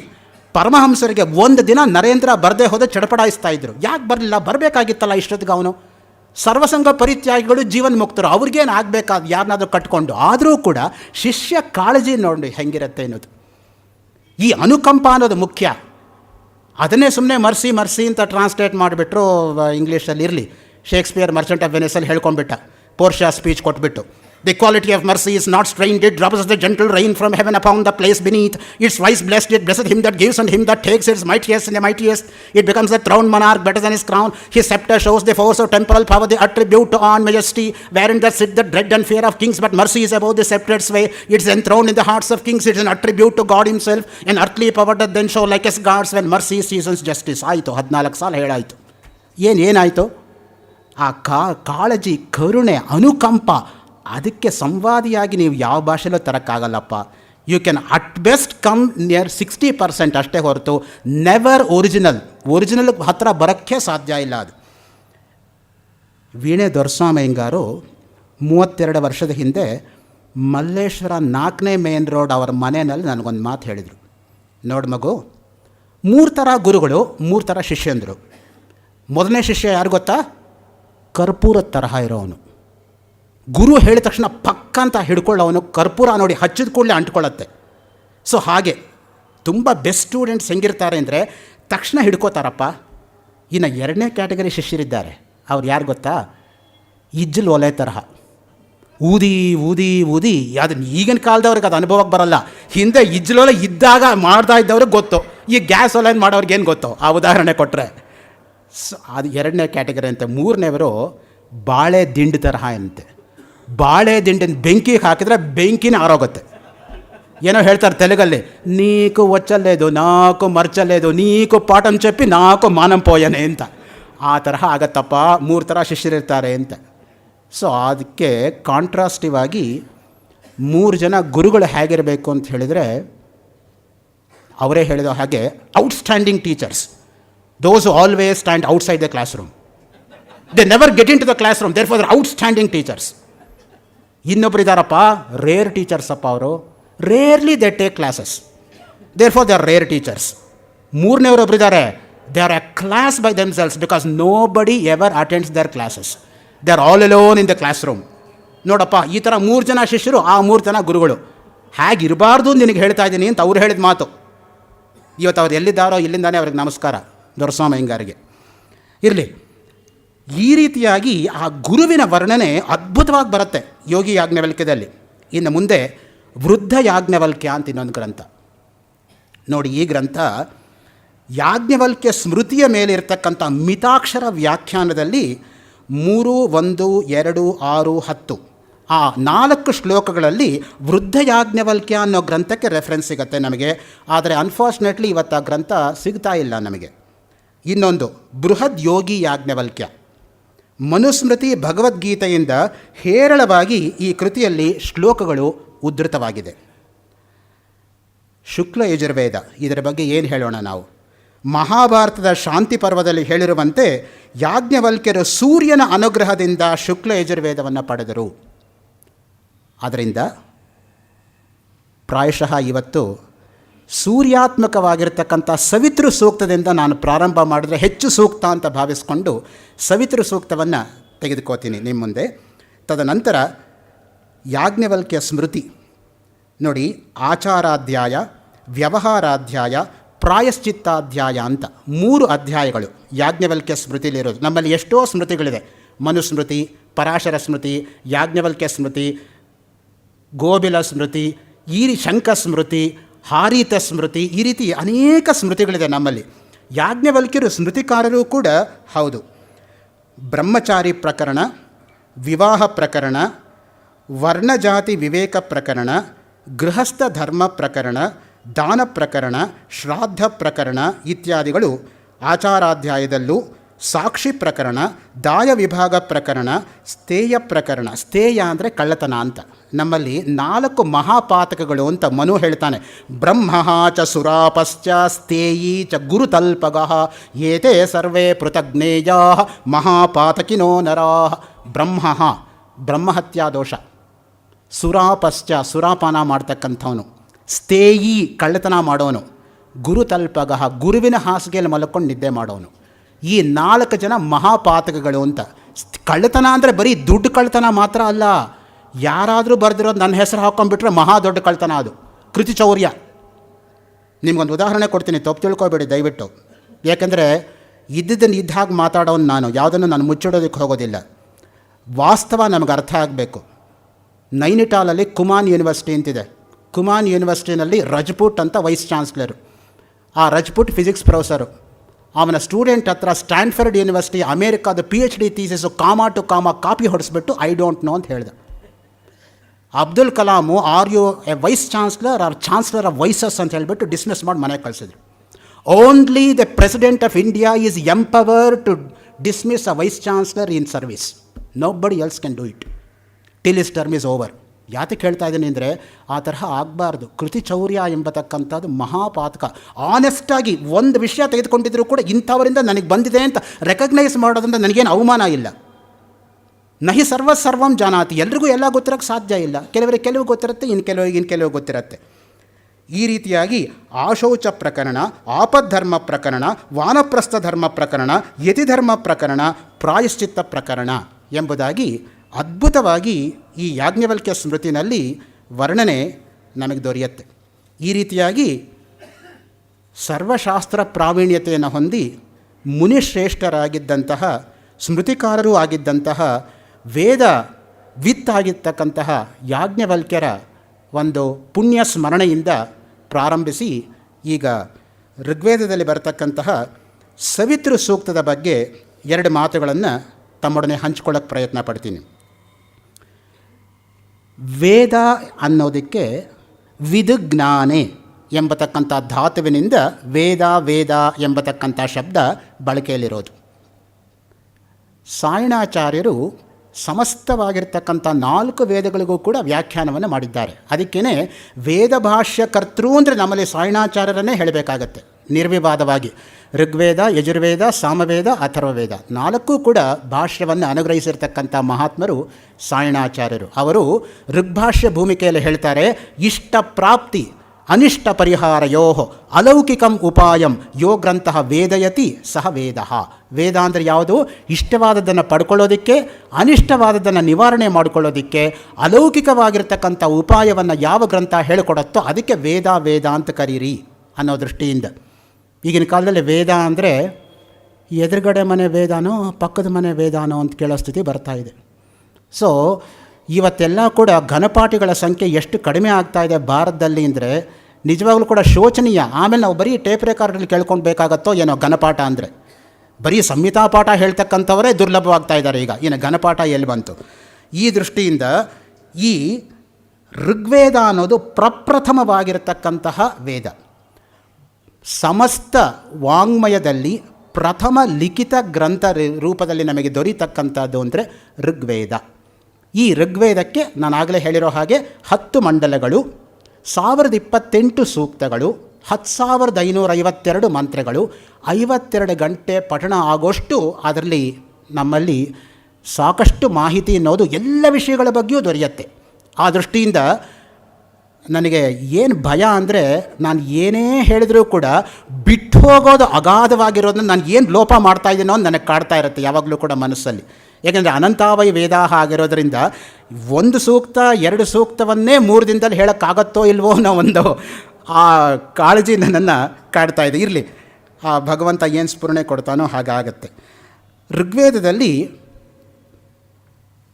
ಪ್ರಪ್ರಥಮವಾಗಿ ಸವಿತೃ ಸೂಕ್ತದ ಬಗ್ಗೆ 2 ಮಾತನ್ನು ತಮ್ಮೊಡನೆ ಹಂಚ್ಕೋತಾ ಇದ್ದೀನಿ ನೋಡಿ. ಈ ಋಗ್ವೇದದಲ್ಲಿ ಸವಿತೃ ಸೂಕ್ತ 11 ಸೂಕ್ತಗಳು ಇಲ್ಲಿ ಬರುತ್ತೆ. ಇದಲ್ಲದೆ ಇತರ ಅನೇಕ ಸೂಕ್ತಗಳಿಗೂ ಕೂಡ ಸವಿತೃನ ಬಗ್ಗೆ ನಮಗೆ ಉಲ್ಲೇಖ ಇದೆ. ಉದಯಾತ್ ಪೂರ್ವಭಾವಿ ಸವಿತಾ, ಉದಯ ಅಸ್ತಮಯವರ್ತಿ ಸೂರ್ಯ ಎಂಬುದಾಗಿ ಸಾಯಣಾಚಾರ್ಯರು 5:81-4 ವ್ಯಾಖ್ಯಾನ ಮಾಡ್ತಾ ಹೇಳ್ತಾರೆ, ಉದಯಕ್ಕೆ ಮೊದಲು ಸೂರ್ಯನಿಗೆ ಸವಿತೃ ಎಂಬುದಾಗಿ ಹೆಸರು. ನೋಡಿ, ಸೂರ್ಯ ಮಹಾತ್ಮರ ತರಹ. ಯಾಕೆ ಅಂದರೆ ಸೂರ್ಯೋದಯ ಆಗೋಕ್ಕೆ ಮುಂಚೆ ಕೆಂಪು ಬಣ್ಣ ಆಕಾಶದಲ್ಲಿ ಬರುತ್ತೆ. ಸೂರ್ಯ ಅಸ್ತ ಆದಮೇಲೂ ಕೂಡ ಸ್ವಲ್ಪ ಹೊತ್ತು ಆ ಕೆಂಪು ಬಣ್ಣ ಹಾಗೇ ಇರುತ್ತೆ.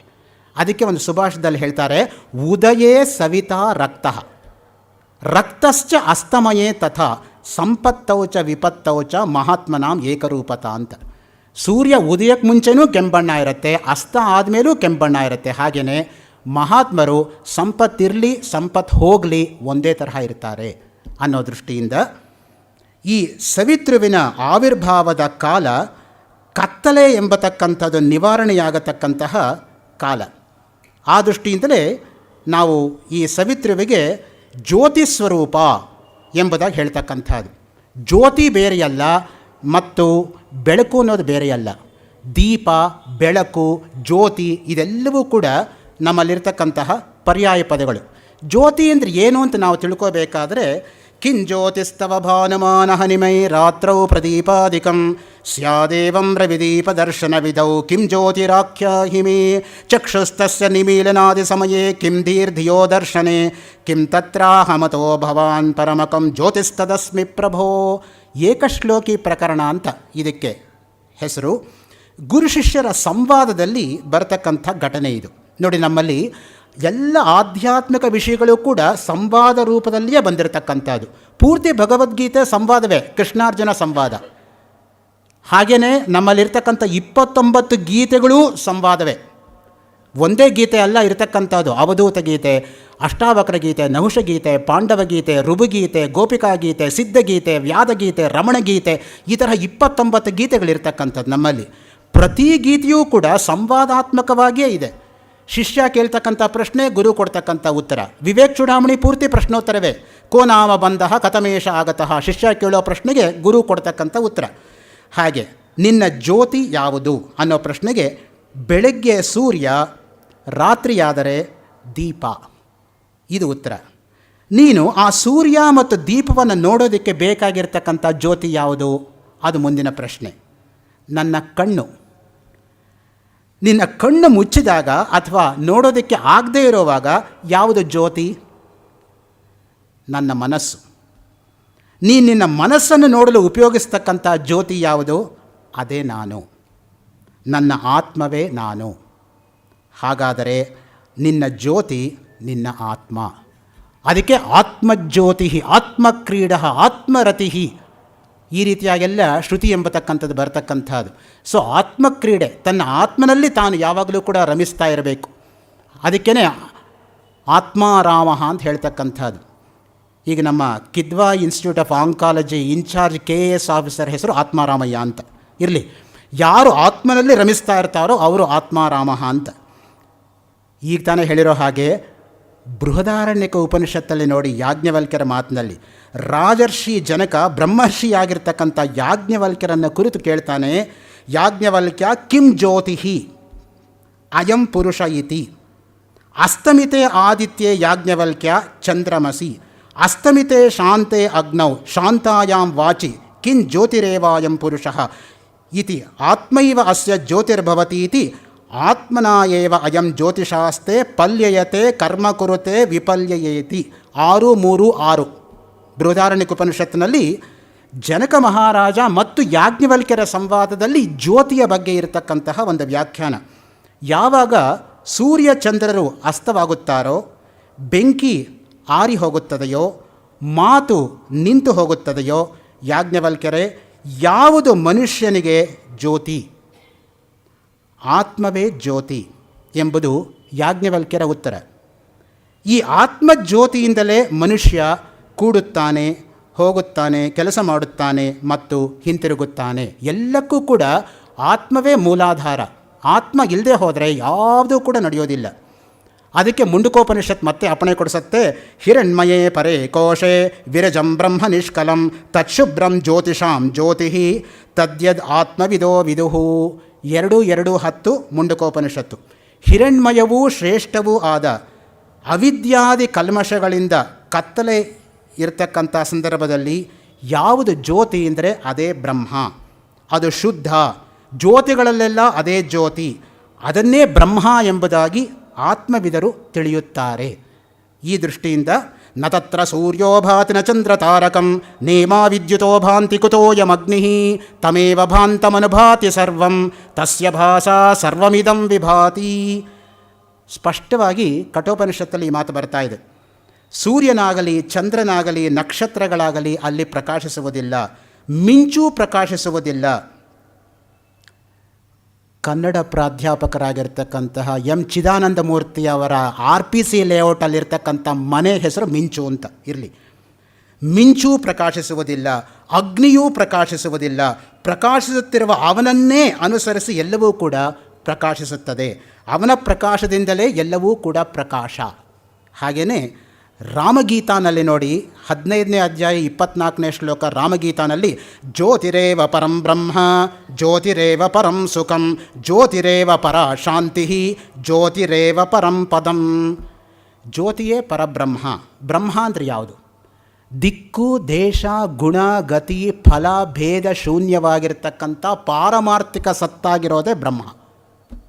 ಛಾಂದೋಗ್ಯ ಉಪನಿಷತ್ತಿನ ಭಾಷ್ಯದಲ್ಲಿ ಆಚಾರ್ಯ ಶಂಕರ್ ಹೇಳ್ತಾರೆ, ದಿಕ್ಕು, ಈಗ ನಾವು ಈ ದೇಹವನ್ನು ಇಟ್ಕೊಂಡು ಮಾತಾಡುವಾಗ ಈ ದಿಕ್ಕನ್ನು ನಾನು ಫೇಸ್ ಮಾಡ್ತಾ ಇರುವಾಗ ಹಿಂದೆ ಏನಾಗ್ತಾ ಇದೆ ಅಂತ ಈ ದೇಹಕ್ಕೆ ಪರಿಜ್ಞಾನ ಇರೋದಿಲ್ಲ. ದೇಶ, ಈಗ ನಾನು ಈ ಸಮಯದಲ್ಲಿ ಈ ಗೋಖಲೆ ಇನ್ಸ್ಟಿಟ್ಯೂಟಲ್ಲಿ ಈ ಸವಿತೃ ಸೂಕ್ತದ ಬಗ್ಗೆ ಮಾತಾಡ್ತಾ ಇರುವಾಗ ಇದೇ ಸಮಯದಲ್ಲಿ ನಾನು ಮಲ್ಲೇಶ್ವರದಲ್ಲಿರ್ತಕ್ಕಂಥ ಗಾಂಧಿ ಸಾಹಿತ್ಯ ಸಂಘ 8ನೇ ಕ್ರಾಸಲ್ಲಿ ಗುರುಗೀತಾ ಮಾತಾಡೋದಕ್ಕಾಗೋದಿಲ್ಲ. ಇದೇ ದೇಹವನ್ನು ಇಟ್ಕೊಂಡು ನಾನು ರಾಗಿಗುಡ್ಡದಲ್ಲಿ ಅಷ್ಟಾವಕ್ರ ಗೀತೆ ಬಗ್ಗೆ ಮಾತಾಡೋಕ್ಕಾಗಲ್ಲ. ಆದರೆ ಯೋಗ ಸಿದ್ಧಿ ಇರೋವರಿಗೆ ಮಾತ್ರ 3 ಕಡೆ ಏಕಕಾಲದಲ್ಲಿ ಆವಿರ್ಭವಿಸ್ತಕ್ಕಂಥ ಶಕ್ತಿ ಇರುತ್ತೆ ಅನ್ನೋದನ್ನು ಸದಾಶಿವ ಬ್ರಹ್ಮೇಂದ್ರ ತೋರಿಸ್ಕೊಟ್ಟಿದ್ದಾರೆ ತಮ್ಮ ಜೀವನದಲ್ಲಿ. ಅವರ ಜೀವನದಲ್ಲಿ ಎಂತಹ ಅದ್ಭುತ ಘಟನೆ ಅಂದರೆ, ಒಂದು ಸಲ ಕೇಳಿದ್ರಂತೆ, ನಮ್ಮ ಜೀವನನೇ ಆಗೋಯ್ತು, ನಮ್ಮ ರಾಮಲಿಂಗ ದರ್ಶನ ಮಾಡಲಿಲ್ಲ. ರಾಮೇಶ್ವರಕ್ಕೆ ಅವ್ರ ಜೊತೆ ಇದ್ದಾರೆ. ಮತ್ತು ಹೆಣ್ಣು ಮಕ್ಕಳು ನಾವು ಮಧುರೆ ಮೀನಾಕ್ಷಿ ದರ್ಶನವೇ ಮಾಡಲಿಲ್ಲ, ಅವ್ರ ಜೊತೆ ಮೀನಾಕ್ಷಿ ಮುಂದೆ ಇದ್ದಾರೆ. ಇವರ ಭಕ್ತಾದಿಗಳಿಗೆ ಸಮಾಧಿಯನ್ನು ಬಿಟ್ಟೆ ಆಚೆ ಬಂದಿಲ್ಲ, ಸಮಾಧಿಯೆಲ್ಲ ಇದ್ದಾರೆ. ಏಕಕಾಲದಲ್ಲಿ 3 ಕಡೆ ಆವಿರ್ಭವಿಸ್ತಕ್ಕಂಥ ಶಕ್ತಿ ಇರತಕ್ಕಂಥವರಿಗೆ ಮಾತ್ರ ಆ ಯೋಗ ಸಿದ್ಧಿಗಳು ಎಂಬತಕ್ಕಂಥದ್ದು ಇರುತ್ತೆ. ಹಾಗೆಯೇ ಕೂಡ್ಲಿ ಜಗದ್ಗುರುಗಳು ಹಿಂದೆ ಇದ್ದವರು, ಈಗಿರೋರಲ್ಲ. ಅವ್ರ ಮೇಲೆ ಅನ್ಯಾಯವಾಗಿ ಕೋಟಾ ನೋಟ್ ಕೇಸ್ ಹಾಕಿಬಿಟ್ಟು ಏನೇನೋ ಗಲಾಟೆ ಮಾಡಿದರು. ಅವರಿಗೆ he had the art of levitation ಅಂತ ಹೇಳ್ತಾರೆ. ಅವ್ರ ಹತ್ರ ಸಾಕ್ಷಾತ್ತಾಗಿ ಪಾಠ ಮಾಡಿಸ್ಕೊಂಡಿರೋರು ನಾನು ಕೇಳಿದ್ದೀನಿ, ನಾನು ನೋಡಿಲ್ಲ, ಅದರಿಂದ ಸುಳ್ಳು ಹೇಳಬಾರ್ದು. ಅವ್ರು ಹೇಳಿರೋದನ್ನು ನಾನು ಹೇಳ್ತಾ ಇದ್ದೀನಿ. ನೆಲದಿಂದ ಇಷ್ಟು ಎತ್ತಿಗೆ ನಿಂತ್ಕೊಂಡು ಇಲ್ಲಿ ಥಿನ್ ಏರಲ್ಲಿ ಪದ್ಮಾಸನ ಹಾಕ್ಕೊಂಡು ಒಂದು ಚೂರು ಪೇಪರ್ ಕೂಡ ಇಲ್ಲದೆ 6 ಗಂಟೆ 7 ಗಂಟೆ ಪಾಠ ಮಾಡ್ತಾಯಿದ್ರಂತೆ ಅವರು. ಅದು ನಿಜವಾಗಿರ್ತಕ್ಕಂಥ ಯೋಗ ಸಿದ್ಧಿಗಳು ಅಂದರೆ ಹಂಗಿರ್ತಕ್ಕಂಥವರು ಯೋಗಿ ಅಂತ ಹೇಳೋದಕ್ಕೆ ಸಾಧ್ಯ. ಅದಕ್ಕೆ ಯೋಗಿ ಯಾಜ್ಞವಲ್ಕ್ಯ ಅಂತಲೇ ನಮ್ಮ ಈ ಗ್ರಂಥ ಅದನ್ನು ತುಂಬ ಸ್ಪಷ್ಟವಾಗಿ ವಿಚಾರ ಮಾಡುತ್ತೆ. ನಮ್ಮಲ್ಲಿರ್ತಕ್ಕಂಥ ಮಾತು ನೋಡಿ, ತಮಸೋಮ ಜ್ಯೋತಿರ್ಗಮಯ, ಅದೇ ಕೆಲಸನೇ ಸವಿತೃ ಮಾಡ್ತಾ ಇರೋದು. ಸವಿತೃ ಆಕಾಶದಲ್ಲಿ ಆವಿರ್ಭವಿಸಿದಾಗ ಏನಾಗಿತ್ತು? ಕತ್ತಲೆ ಇತ್ತು. ಕತ್ತಲೆಯನ್ನು ಹೋಗಲಾಡಿಸಿ ಬೆಳಕನ್ನು ತಂದುಕೊಡ್ತಕ್ಕಂಥ ಕೆಲಸ ಮಾಡ್ತಕ್ಕಂಥದ್ದು ಸವಿತೃವಿನ ಕೆಲಸ. ನಾವು ಯಾವಾಗಲೂ ಕೂಡ ತಮಸೋಮ ಜ್ಯೋತಿರ್ಗಮಯ ಅಂತ ಹೇಳ್ತೀವಿ ಹೊರತು ಜ್ಯೋತಿರ್ಮ ತಮಸೋಗಮಯ ಅಂತ ಹೇಳಲ್ಲ. ಯಾಕೆಂದರೆ ಕತ್ತಲೆಯಿಂದ ಬೆಳಕು ಕಾಣಬೇಕು ಅಂತ ಎಲ್ರಿಗೂ ಇಚ್ಛೆ ಇರುತ್ತೆ ಹೊರತು ಬೆಳಕು ಬೇಡ ಅಂತ ಯಾರಿಗೂ ಅಲ್ಲ. ನಮಗೆ ನಿಜವಾಗಿ ಒಂದರ ಮಹತ್ವ ಯಾವಾಗ ಅರ್ಥ ಆಗುತ್ತೆ ಗೊತ್ತಾ? ಅದು ಇಲ್ಲದೇ ಇರೋವಾಗ. ಅದಕ್ಕೆ ನಮ್ಮ ಸರ್ಕಾರದವ್ರು ಆವಾಗ ಪವರ್ ಕಟ್ ಮಾಡಿ ನಮಗೆ ಜ್ಯೋತಿ ಬೆಳಕು ಅಂದರೆ ಎಷ್ಟು ಮುಖ್ಯ ಅಂತ ತೋರಿಸ್ಕೊಡೋದು. ಯಾಕಂದರೆ ಯಾರಾದರೂ ಎದುರುಗಡೆ ಇದ್ದಾಗ ನಮಗೆ ಅವ್ರ ಬೆಲೆ ಗೊತ್ತಾಗಲ್ಲ, ಅವ್ರು ಇಲ್ಲದೇ ಇರೋವಾಗಲೇ ನಮಗೆ ಅವ್ರ ಬೆಲೆ ಗೊತ್ತಾಗೋದು. ಅವರ ಎದುರುಗಡೆ ಇದ್ದಾಗ DVG ಅವ್ರನ್ನ ಎಷ್ಟು ಜನ ಸರಿಯಾಗಿ ನೋಡಿಕೊಂಡ್ರೆ ಹೇಳಿ, ಪ್ರಾಮಾಣಿಕವಾಗಿ ಹೇಳಿ ನೋಡೋಣ. ಈಗ ನಾವೆಲ್ಲರೂ ಕೂಡ ಗೌರವದಿಂದ ಭಾವಿಸ್ತೀವಿ. ಈ ಗೌರವದಿಂದ ಭಾವಿಸಬಾರ್ದು ಅಂತಲ್ಲ ನಾನು ಹೇಳ್ತಾ ಇರೋದು, ಆದರೆ ಅವರ ಜೀವಮಾನದಲ್ಲಿ ಅವರಿಗೆ ಸಲ್ಲಬೇಕಾಗಿರ್ತಕ್ಕಂಥ ಎಳ್ಳಷ್ಟು ಅವ್ರಿಗೆ ಸಿಗಲಿಲ್ಲ. ಅದು ನಾವು ಪ್ರಾಮಾಣಿಕವಾಗಿ ಅರ್ಥ ಮಾಡ್ಕೋಬೇಕಾಗಿರ್ತಕ್ಕಂಥದ್ದು ಯಾವತ್ತೂ ಕೂಡ. ವಿಶ್ವೇಶ್ವರಯ್ಯನವರು ಹೋಗಿ ಎಷ್ಟೋ ವರ್ಷ ಆದಮೇಲೆ ಭಾರತ ರತ್ನ ಯಾತಕ್ಕೆ, ಯಾರಿಗೋಸ್ಕರ ಬೇಕಿತ್ತು? ಅವ್ರಿಗೆ ಬೇಕಿಲ್ಲ, ಅದು ಬೇರೆ ವಿಷಯ. They were so noble, they never wanted Nobel. So ಆ ದೃಷ್ಟಿಯಿಂದ ಯಾತಕ್ಕೆ ಹೇಳ್ತಾ ಇದ್ದೀನಿ ಅಂದರೆ, ತಮಸೋಮ ಜ್ಯೋತಿರ್ಗಮಯ ಈ ಕೆಲಸವನ್ನು ಸವಿತೃ ಸೂಕ್ತದಲ್ಲಿ ಸವಿತೃ ದೇವತೆ ನಮಗೆ ಮಾಡ್ತಕ್ಕಂತಹ ಶ್ರೇಷ್ಠವಾಗಿರ್ತಕ್ಕಂಥ ಕಾರ್ಯ. ಜ್ಯೋತಿಷಾಮಪಿ ತಜ್ಜ್ಯೋತಿ ತಮಸ ಪರಮುಚ್ಯತೆ ಜ್ಞಾನಂ ಜ್ಞೇಯಂ ಜ್ಞಾನಗಮ್ಯಂ ಹೃದಯ ಸರ್ವಸ್ಯ ವಿಷ್ಟಿತಂ. ಭಗವದ್ಗೀತೆ 13ನೇ ಅಧ್ಯಾಯ 17ನೇ ಶ್ಲೋಕ. ಆತ್ಮವಸ್ತು ಬೆಳಕಿಗೆಲ್ಲ ಬೆಳಕಾಗಿರ್ತಕ್ಕಂಥದ್ದು. ಕತ್ತಲೆಯಿಂದ ಆಚೆಗಿರತಕ್ಕಂಥದ್ದು, ಜ್ಞಾನವೂ ಜ್ಞೇಯವೂ ತಿಳಿಸತಕ್ಕಂಥದ್ದು, ಜ್ಞಾನದ ಫಲವೂ ಮೋಕ್ಷವೂ ಎಲ್ಲರ ಹೃದಯದಲ್ಲಿ ಇರತಕ್ಕಂಥದ್ದು ಈ ಆತ್ಮವಸ್ತು ಎಂಬತಕ್ಕಂಥ ಜ್ಯೋತಿಯೇ ಆಗಿದೆ. ಈ ದೃಷ್ಟಿಯಿಂದಲೇ ರಘುವಂಶದಲ್ಲಿ ಶತಾವಧಾನಿ ಗಣೇಶ್ ಅವರು ಹೇಳಿರ್ತಾರೆ, ಕುಮಾರಸಂಭವ ರಘುವಂಶ ಎಲ್ಲ ಇಲ್ಲಿ ಹೇಳುವಾಗ ಅಲ್ಲಿ ಒಂದು ಮಾತು ಬರುತ್ತೆ, ಪ್ರವರ್ತಿತಃ ದೀಪ ಇವ ಪ್ರದೀಪಾತ್ ಅಂತ. ಒಂದು ದೀಪದಿಂದ ಮತ್ತೊಂದು ದೀಪ ಹಚ್ಚೋ ಹಾಗೆ. ಅದಕ್ಕೆ ನಾವು ಹೇಳೋದು ಯಾವಾಗಲೂ ಕೂಡ ಹಚ್ಚೇವು ಕನ್ನಡದ ದೀಪ ಅಂತ. ದೀಪವನ್ನು ಹಚ್ಚಬೇಕೇ ಹೊರತು ದೀಪವನ್ನು ಯಾವಾಗಲೂ ಕೂಡ ಆರಿಸ್ತಕ್ಕಂಥದ್ದು ನಮ್ಮ ಸಂಪ್ರದಾಯ ಅಲ್ಲ. ಅದಕ್ಕೇ ಯಾರಾದರೂ ಬರ್ತ್ಡೇ ಮಾಡೋವಾಗ ಆ ಕ್ಯಾಂಡಲ್ ಲೈಟ್ ತಂದು ಅದನ್ನು ಉಫ್ ಅಂತ ಆಫ್ ಮಾಡಿದ್ರೆ ನಾನಂತೂ ಅಂಥ ಜಾಗದಲ್ಲಿ ಇರಲ್ಲ. ಅವ್ರು ಕರೆದಿದ್ರು ಕೂಡ ನಾನು ಎದ್ದೋಗ್ಬಿಡ್ತೀನಿ, I will walk out. This is not our tradition. ಅದಕ್ಕೆ ನಮ್ಮ ನಂದಾದೀಪ ಅಂತ ಯಾಕೆ ಇರೋದು ಕಾನ್ಸೆಪ್ಟು, ಅದು ನಂದಬಾರದು. ಯಾವಾಗಲೂ ಕೂಡ ಬೆಳಗ್ತಾ ಇರಬೇಕು ಆ ದೀಪ ಅನ್ನೋದು ಯಾವತ್ತೂ ಕೂಡ. ಸೊ ಅದು ಆ ಬೆಳಕು ಅನ್ನೋದು ನಮ್ಮ ಒಳಗಡೆ ಇರತಕ್ಕಂಥ ಬೆಳಕು, ನೆನಪಿರಲಿ. ಬಾಹ್ಯವಾಗಿರ್ತಕ್ಕಂಥ ಬೆಳಕು ಅನ್ನೋದು ನಮ್ಮ ಆಂತರಿಕ ಬೆಳಕಿನ ಸಂಕೇತ. ಅದು ನಾವು ಅದನ್ನು ಆರಿಸಿದರೆ ನಮ್ಮ ಒಳಗಡೆ ಇರತಕ್ಕಂಥ ಆತ್ಮಕ್ಕೆ ಅವಮಾನ ಮಾಡ್ದಂಗೆ ಆಗುತ್ತೆ. ಆ ದೃಷ್ಟಿಯಿಂದ ಬ್ರಹ್ಮಸೂತ್ರದಲ್ಲಿ ನೋಡಿ, ಜ್ಯೋತಿಶ್ಚರಣಾಭಿಧಾನಾತ್ 1:1:24 ಬ್ರಹ್ಮಸೂತ್ರದಲ್ಲಿ ಆ ಜ್ಯೋತಿಯ ಬಗ್ಗೆ ಎಂತಹ ಮಾತಿದೆ ಅಂದರೆ, ವ್ಯಾಸ ವಿರಚಿತವಾಗಿರ್ತಕ್ಕಂತಹ ಬ್ರಹ್ಮಸೂತ್ರ 4 ಅಧ್ಯಾಯಗಳು, ಒಂದೊಂದು ಅಧ್ಯಾಯದಲ್ಲೂ 4 ಪಾದಗಳು. ಎಂತಹ ಶ್ರೇಷ್ಠವಾಗಿರ್ತಕ್ಕಂಥ ಮಾತು. ಕುಮಾರಸಂಭವದ ಬಗ್ಗೆನೂ ಗಣೇಶ್ ಅವರು ಹೇಳಿರ್ತಾರೆ. 3ನೇ ಸರ್ಗದಲ್ಲಿ ಶಿವ ನಿಶ್ಚಲವಾಗಿ ತಪಸ್ಸು ಮಾಡ್ತಾ ಇರೋವಾಗ ಹೆಂಗೆ ಕಂಡ ಅಂದರೆ, ಅವೃಷ್ಟಿ ಸಂರಂಭ ಇವಾಂಬುಮಾಹ ಅಪಾಮಿವಾಧಾರಮನುತ್ತರಂಗಂ ಅಂತಶ್ಚರಾಣ ಮರುತ ನಿರೋಧಾತ್ ನಿವಾತ ನಿಷ್ಕಂಪಮಿವ ಪ್ರದೀಪಂ. 3 ಉಪಮೆಗಳನ್ನು ಕೊಟ್ಟಿದ್ದಾನೆ ಕಾಳಿದಾಸ. ಒಂದು ಉಪಮೆ ಇದ್ರೇ ನಾವು ಹಬ್ಬ ಅಂತೀವಿ. ಹಾಗಿರುವಾಗ 3 ಉಪಮೆ ಒಂದೇ ಶ್ಲೋಕದಲ್ಲಿ ಬರುತ್ತೆ ನೋಡಿ. ಅವೃಷ್ಟಿ ಸಂರಂಭ ಇವ ಅಂಬುವಾಹ. ಈಗಿನ ಕಾಲಕ್ಕೆ ಒಳ್ಳೆಯ ಉದಾಹರಣೆ. ಈಗ ತಾನೇ ಮಳೆ ನಿಂತಿದೆ ನೋಡಿ. ಅವೃಷ್ಟಿ ಸಂರಂಭ, ಮಳೆಯಿಲ್ಲದ ಮೋಡದಂತೆ. ನೋಡಿ, ಮಳೆ ಇಲ್ಲದೆ ಹೋದರೆ ಮೋಡ ನಿಶ್ಚಲವಾಗಿರುತ್ತೋ ಇಲ್ವ ಆಕಾಶದಲ್ಲಿ, ಹಾಗೆ ನಿಶ್ಚಲವಾಗಿ ಶಿವ ತಪಸ್ಸು ಮಾಡ್ತಾ ಇದ್ದ ಅಂತ ಮೊದಲನೇ ಉಪಮೆ. ಅಪಾಮಿವಾಧಾರ ಮನುತ್ತರಂಗಂ, ಅಲೆಗಳಿಲ್ಲದ ಸಮುದ್ರದಂತೆ. ನಾವು ಇದನ್ನು ಲಿಟ್ರಲಾಗಿ ತಗೋಬಾರ್ದು. You can not appreciate literature if you don't have literary sensibility. Unfortunately, we have literal sensibility and no literary sensibility, let alone philosophical or metaphysical sensibility. So ಆ ದೃಷ್ಟಿಯಿಂದ ಅಲೆಗಳಿಲ್ಲದೆ ಸಮುದ್ರ ಹೇಗಿರೋ ಸಾಧ್ಯ ಅಂತ ಆರ್ಗ್ಯೂ ಮಾಡಬಾರ್ದು. ನಾವು ಅದನ್ನು ಒಪ್ಕೋಬೇಕು. ಯಾವ ರೀತಿಯಾಗಿ ಅಲೆಗಳಿಲ್ಲದ ಸಮುದ್ರ ನಿಶ್ಚಲವಾಗಿರುತ್ತೋ ಹಾಗೆ. 3ನೇ ಉಪಮೆ ಕೊಡ್ತಾನೆ, ಗಾಳಿ ಇಲ್ಲದೆ ಇರೋ ಕಡೆ ದೀಪ ಅನ್ನೋದು ಹೇಗೆ ಏಕಮುಖವಾಗಿ ಉರಿಯುತ್ತೋ ಹಾಗೆ ಅನ್ನೋ ದೃಷ್ಟಿಯಿಂದ. ಗಾಳಿ ಬಂದರೆ ದೀಪ ನಂದು ಹೋಗುತ್ತೆ ನೋಡಿ. ಹಾಗೆ ಏಕಮುಖವಾಗಿ ಉರಿತಾ ಇರೋ ಹಾಗೆ ನಿಶ್ಚಲವಾಗಿ ತಪಸ್ಸು ಮಾಡ್ತಾ ಇದೆ ಅದಕ್ಕೆ ಮತ್ತೆ ದೀಪದ ಉದಾಹರಣೆಯೇ ಕೊಟ್ಟಿದ್ದಾನೆ ಕಾಳಿದಾಸ ಅಲ್ಲಿ. ಸದಾಶಿವ ಬ್ರಹ್ಮೇಂದ್ರರು ತಮ್ಮ ಆತ್ಮವಿದ್ಯಾವಿಲಾಸದ 49ನೇ ಶ್ಲೋಕದಲ್ಲಿ ವೈರಾಗ್ಯ ವಿಪುಲ ಮಾರ್ಗಂ ವಿಜ್ಞಾನೋದ್ದಾಮ ದೀಪಿಕೋದ್ದೀಪಂ ಆರುಹ್ಯ ತತ್ವಹರ್ಮ್ಯಂ ಮುಕ್ತ್ಯಾ ಸಹ ಮೋದತೆ ಯತಿರಾಟ್. ಸ್ವಾನುಭವ ವೇದ್ಯವಾಗಿರುವ 64 ಶ್ಲೋಕಗಳಲ್ಲಿ ಆರ್ಯಾವೃತ್ತದಲ್ಲಿ ಪರಮಶಿವೇಂದ್ರ ಸರಸ್ವತಿಗಳ ಸಾಕ್ಷಾತ್ ಶಿಷ್ಯರಾದಂತಹ ಅವಧೂತ ಅಗ್ರೇಸರರಾಗಿರ್ತಕ್ಕಂತಹ ಬ್ರಹ್ಮಣಿ ಮಾನಸ ಸಂಚರರೇ ಪಿಬರೇ ರಾಮರಸಂ ಪರಿಪೂರ್ಣ ಬೋಧೋಹಂ ಆನಂದ ಸಾಗರೋಹಂ ಗೋಷ್ಠೇ ಕ್ರೀಡತಿ ವಾನವಾಲಿ ಸರ್ವಂ ಬ್ರಹ್ಮಮಯಂ ಇತ್ಯಾದಿ ಇತ್ಯಾದಿ ಸಂಗೀತವನ್ನು ಆಧ್ಯಾತ್ಮಿಕ ಮಟ್ಟಕ್ಕೆ ಕೊಂಡೊಯ್ದಂತಹ ಮಹಾನುಭಾವರು. ಶೆಲ್ಲಿ ಹೇಳೋ ಹಾಗೆ poetry beautifies philosophy and philosophy edifies poetry ಅನ್ನೋದಕ್ಕೆ ಜ್ವಲಂತ ನಿದರ್ಶನವಾಗಿದ್ದಂತಹ ಸದಾಶಿವ ಬ್ರಹ್ಮೇಂದ್ರರು ಆತ್ಮವಿದ್ಯಾವಿಲಾಸದ 49ನೇ ಶ್ಲೋಕದಲ್ಲಿ ಅಪ್ಪಣೆ ಕೊಡಿಸ್ತಾರೆ. ಒಬ್ಬ ಯತಿವರ್ಯನು ವಿಜ್ಞಾನ ಎಂಬ ವಿಶೇಷವಾಗಿ ಬೆಳಗುವ ದೀಪದಿಂದ ಪ್ರಜ್ವಲಿಸುವ ವೈರಾಗ್ಯ ಎಂಬ ವಿಶಾಲವಾದ ಮಾರ್ಗವನ್ನು ಅವಲಂಬಿಸಿ ತತ್ವಜ್ಞಾನ ಎಂಬ ಉಪ್ಪರಿಗೆಯನ್ನು ಏರಿ ಮುಕ್ತಿ ಎಂಬ ವನಿತೆಯೊಡನೆ ಆನಂದಿಸುತ್ತಿದ್ದಾನೆ. ಇದು ನಿಜವಾಗಿರ್ತಕ್ಕಂಥ ಅರ್ಥದಲ್ಲಿ. ಪಂಚದಶೀಕಾರರು ಹೇಳ್ತಾರೆ, ವಿದ್ಯಾದಿನಂ ಪ್ರಕಾಶತ್ವಾತ್ ಅವಿದ್ಯಾ ರಾತ್ರಿ ರುಚ್ಯತೆ. ವಿದ್ಯೆ ಅನ್ನೋದೇ ಹಗಲು, ಅವಿದ್ಯೆ ಅನ್ನೋದೇ ರಾತ್ರಿ. ಅವಿದ್ಯೆ ಅಂದರೆ ಅಜ್ಞಾನ, ಅಜ್ಞಾನ ಅಂದರೆ ಕತ್ತಲೆ, ಕತ್ತಲೆ ಅಂದರೆ ರಾತ್ರಿ. ವಿದ್ಯೆ ಅಂದರೆ ಬೆಳಕು, ಬೆಳಕು ಅಂದರೆ ಹಗಲು, ಹಗಲು ಅಂದರೆ ಜ್ಞಾನ ಅನ್ನೋ ದೃಷ್ಟಿಯಿಂದ. ಅದಕ್ಕೆ ನಾವು ನಿತ್ಯ ದೇವತಾರ್ಚನೆ ಮಾಡುವಾಗ ಸಾಜ್ಜಂತ್ರಿವರ್ತಿ ಸಂಯುಕ್ತಂ ವಂದಿನಾ ಯೋಜಿತಂ ಮಯ ಗೃಹಾಣ ಮಂಗಳಂ ದೀಪಂ ತ್ರೈಲೋಕ್ಯತಿಮಿರಾಪಃ ಭಕ್ತ್ಯಾ ದೀಪಂ ಪ್ರಯಚ್ಛಾಮಿ ದೇವಾಯ ಪರಮಾತ್ಮನೆ ತ್ರಾಹಿಮಾನ್ ನರಕಾದ್ಘೋರ ದಿವ್ಯ ಜ್ಯೋತಿರ್ನಮೋಸ್ತುತೆ.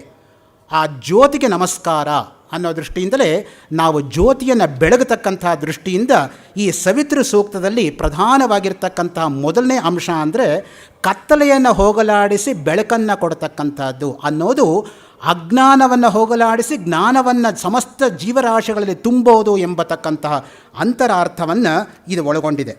ತದನಂತರ ಗಾಯತ್ರಿ ಮಂತ್ರ ಬರ್ತಕ್ಕಂಥದ್ದೇ ಸವಿತೃ ಸೂಕ್ತದಲ್ಲಿ. ತತ್ಸವಿತುರ್ವರೇಣ್ಯಂ ಭರ್ಗೋ ದೇವಸ್ಯ ಧೀಮಹಿ ಧಿಯೋ ಯೋ ನ ಪ್ರಚೋದಯಾತ್. ಸೊ ಸಮಸ್ತವಾಗಿರ್ತಕ್ಕಂಥ ಗಾಯತ್ರಿ ಮಂತ್ರವೇ ಸವಿತೃ ಸೂಕ್ತವಾಗಿದೆ, ಅದರಲ್ಲಿ ಬರುತ್ತೆ ಅಂದರೆ ಇನ್ನು ಅದಕ್ಕಿಂತ ಇನ್ನೇನು ಬೇಕಪ್ಪ ಪ್ರಾಮುಖ್ಯತೆ ನಮಗೆ? ಗಾಯತ್ರಿ ಅಂದರೆ ಯಾವುದು? ಗಾಯನ್ ಪ್ರಾಣಾನ್ ತಾರಯತೆ ಯಸ್ಮಾತ್ ಸಾ ಗಾಯತ್ರಿ. ಐತರೆಯ ಬ್ರಾಹ್ಮಣದಲ್ಲಿ ಗಾಯತ್ರಿ ಶಬ್ದ ಅನ್ನೋದಕ್ಕೆ ಈ ಮಂತ್ರ ಹೇಳಿದ್ದಾರೆ. ಐತರೇಯ ಅನ್ನೋದು ಋಗ್ವೇದಕ್ಕೆ ಸೇರಿರತಕ್ಕಂತಹ ಬ್ರಾಹ್ಮಣ, ಋಗ್ವೇದಕ್ಕೆ ಸೇರಿರತಕ್ಕಂತಹ ಉಪನಿಷತ್ತು ಐತರೇಯ ಉಪನಿಷತ್ತು. ಪ್ರಜ್ಞಾನಂ ಬ್ರಹ್ಮ ಎಂಬತಕ್ಕಂಥ ಮಹಾವಾಕ್ಯ ಬರೋದು ಐತರೇಯ ಉಪನಿಷತ್ನಲ್ಲಿ. ಈ ಐತರೇಯ ಬ್ರಾಹ್ಮಣದಲ್ಲಿ ಗಾಯನ್ ಪ್ರಾಣಾನ್ ತಾರಯತೆ ಯಸ್ಮಾತ್ ಸಾ ಗಾಯತ್ರಿ. ಎಲ್ಲ ಪ್ರಾಣಿಗಳನ್ನು ಕಾಪಾಡ್ತಕ್ಕಂಥವ್ರು ಯಾರಪ್ಪ ಅಂದರೆ ಅವರೇ ಗಾಯತ್ರಿ ಎಂಬುದಾಗಿ ಅಭಿಪ್ರಾಯ ಕೊಡ್ತಾ ಇದ್ದಾರೆ. ಯಾಜ್ಞವಲ್ಕ್ಯರ ಮಾತನ್ನೇ ಉಚ್ಚರಿಸದೆ ಹೋದರೆ ಈ ಭಾಷಣಕ್ಕೆ ಅಸಮರ್ಪಕ ಆಗತ್ತೆ ಅನ್ನೋ ದೃಷ್ಟಿಯಿಂದ ಯಾಜ್ಞವಲ್ಕ್ಯ ಸ್ಮೃತಿನಲ್ಲಿ ಯಾಜ್ಞವಲ್ಕ್ಯರು ಗಾಯತ್ರಿ ಬಗ್ಗೆ ಏನು ಹೇಳಿದ್ದಾರೆ ನೋಡಿ. ಗಾಯಂತಂ ತ್ರಾಯತೆ ಯತಃ ಇತಿ ಗಾಯತ್ರಿ.